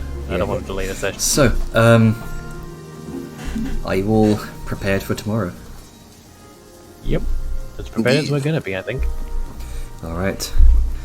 So, as the next day comes, the... Ironically enough, first of Octavius. Oh, it's the spooky month. And yes, I did do the dance. Fuck. So, Oh god. as you all gather your equipment, your items, steel yourselves for what's about to come, for the days to come, rather. You meet up back at the interior hall,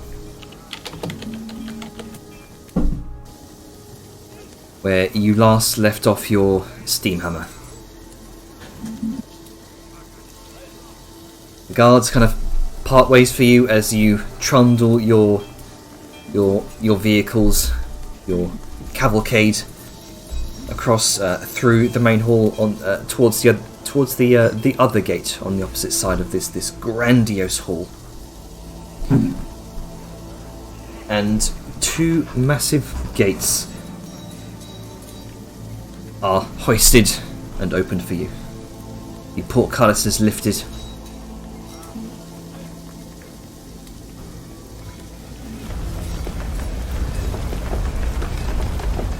And you look out into the bog beyond.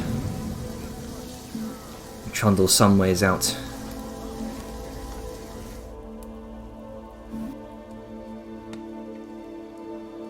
Oh, boys. Oh. Real spookness now.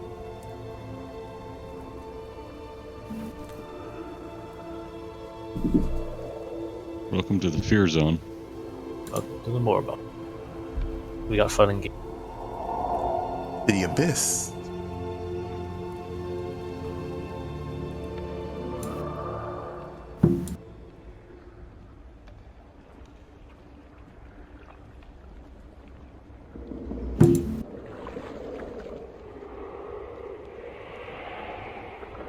As you look out into the plains beyond,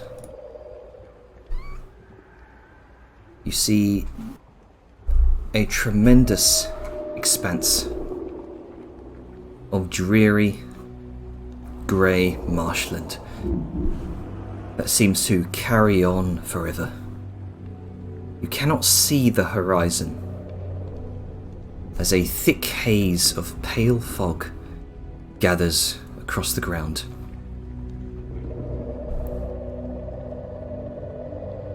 And blankets any vision beyond a couple of miles.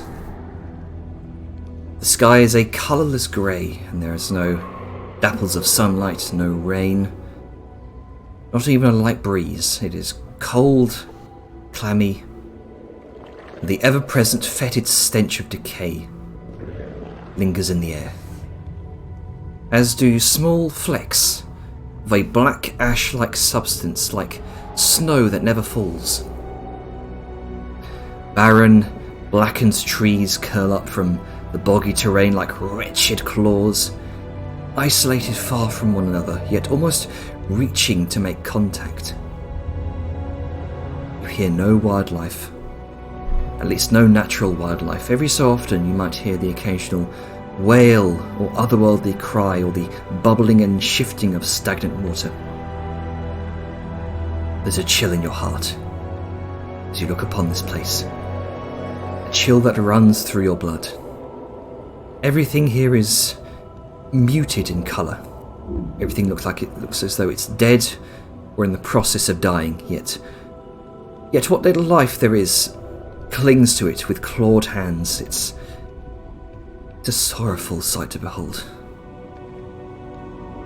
You can imagine this place crying out pitifully for the life it may have once had, and for a cure that may never come.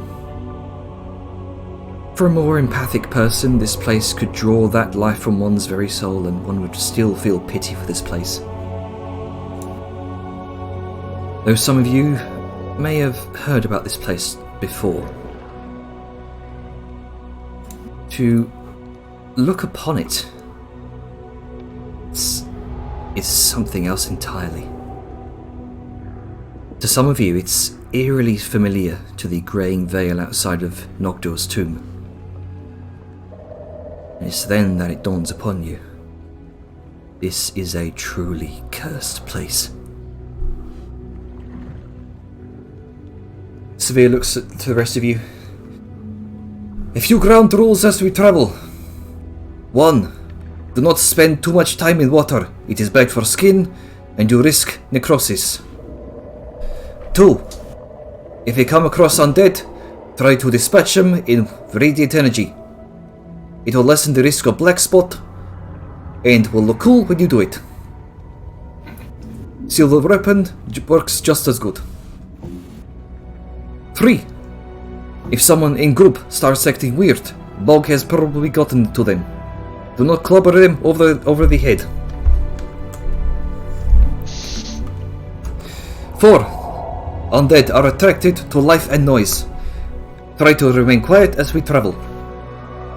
We are in large noisy group, which will be difficult, but we can still try anyway. So, unfortunately, no parties at camp, no revelry.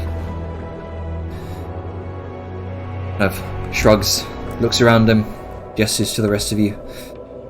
On that note, welcome to the world's festering wound.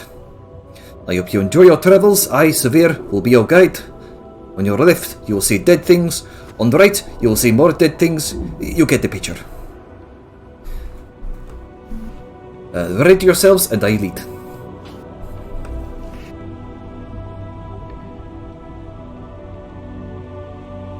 Take a deep breath.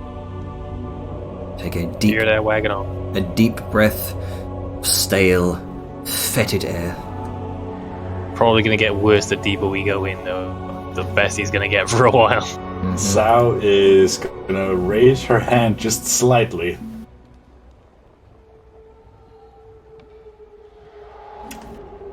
Question. What about fire? Fire is good to keep away dead, but try to try to keep it as low as possible. Noted.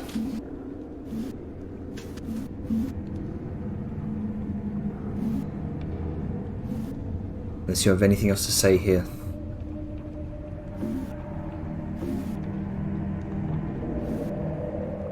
Alright.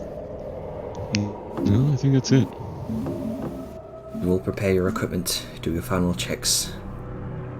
Before you follow the cobblestone road, trundle your convoy out to the accursed marshlands beyond. You pass claw-like dead trees, half wrenched out of the muck and grime. Tufts of dead grass, black mould, fungus, and moss that eventually chokes out the road entirely. You peer behind you. You see the silhouette of the Ironsgate Wall. The last bastion of civilization for many, many miles around. Disappear into the foggy, pale haze. It dawns upon you that you're on your own now, with nothing but Sivir's intuition, and the occasional torchlight planted by the gatekeepers to light the way across the usual trusted route taken by the odd foolish trader or caravan. The rolling mist over the ground clings to your feet and your legs as you walk, taking the vague shape of grasping hands and fingers. It's unnerving.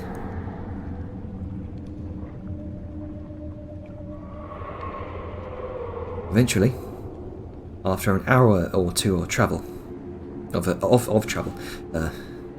Sivir spots a long stretch of sturdy land off towards the south that veers off the path and into the fog a few hundred feet off, and motions for you all to follow him. Lightest path we will take. It is closer to mountains. Land will be sturdier.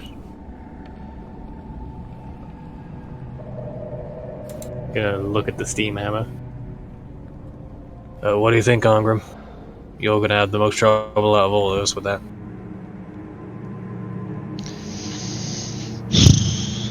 Not really sure. Haven't gone through this kind of terrain before. Think we need a detour, as he looks to the scout. I believe this is the detour. Well, nothing left but to go forward.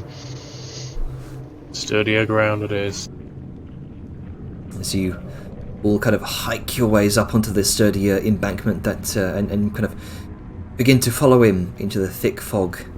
You are gonna have to have the steam hammer up a little bit, but it does manage to kind of thunk onto the sturdier, mossy, like kind of flat, rocky terrain.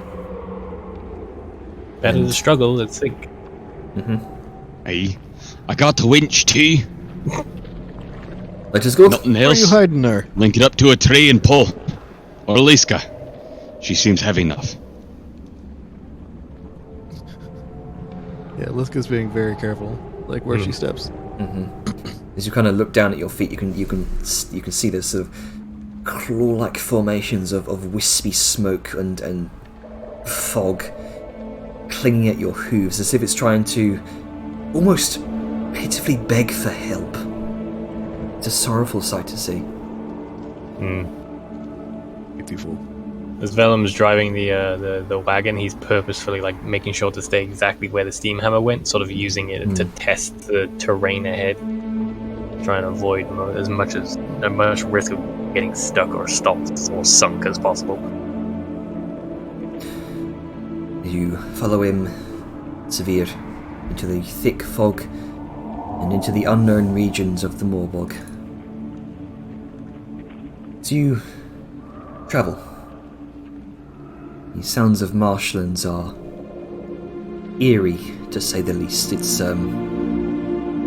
It's difficult to tell whether or not a distant wail is an auditory hallucination or some distant entity crying out. Beyond that, the burbling of stagnant water, there is a Very little wildlife you can hear, little else beyond. The call of a lone crow.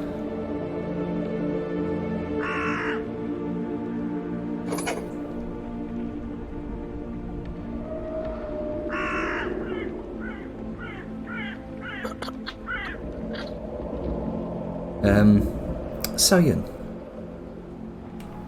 You look up to see a crow on a nearby branch of a tree. And it kind of tilts its head to the group, peering curiously with the tent. With naught but empty eye sockets. Wasn't there something about nothing really being alive here?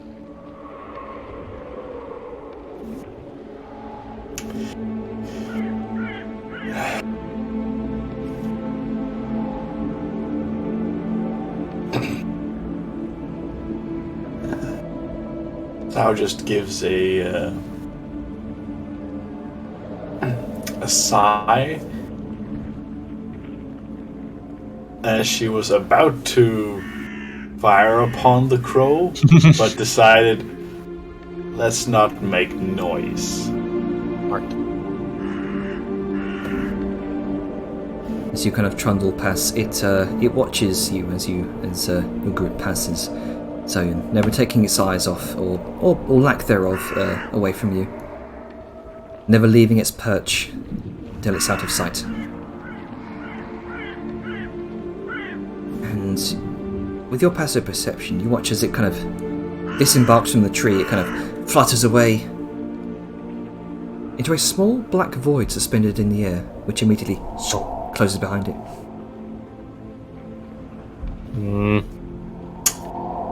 This is gonna sound stupid, but can I insight the bird? Because I want to glean whether it's Soyun was behaving intelligently. Soyun was the one who saw this. Oh, right, yes, you didn't flag it up, sorry.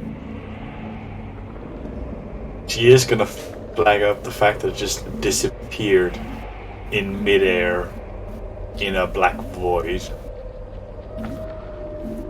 Right. Why do I get the feeling I'm seeing more of them? Wait, more? It's a long story about that. No, I just feel like there's gonna be more of that sort. We'll take it over campfire. Okay. And as a side note, Venom's just like, his tone is drastically lower. But it's like almost a hush anytime he talks.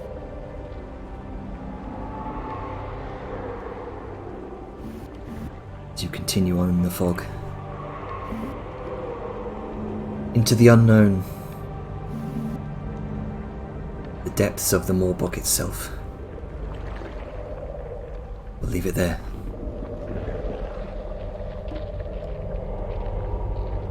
Well, that guy's spooky. Spooky, scary trees and shit. Sorry, I was so caught up in the moment that I forgot the sow hadn't flagged up the crow yet. You're good, fam. Fun times ahead. Man. That's spoopy. I have several theories, but that's fucking spoopy as hell. I'm gonna just say it, the next many sessions within the Moorbog is gonna be depression as fuck. Dude, I'm still getting fucking Darkwood vibes. Same. Darkwood vibes. Yep. Alright, I'm gonna stop the recording in 3, 2, 1.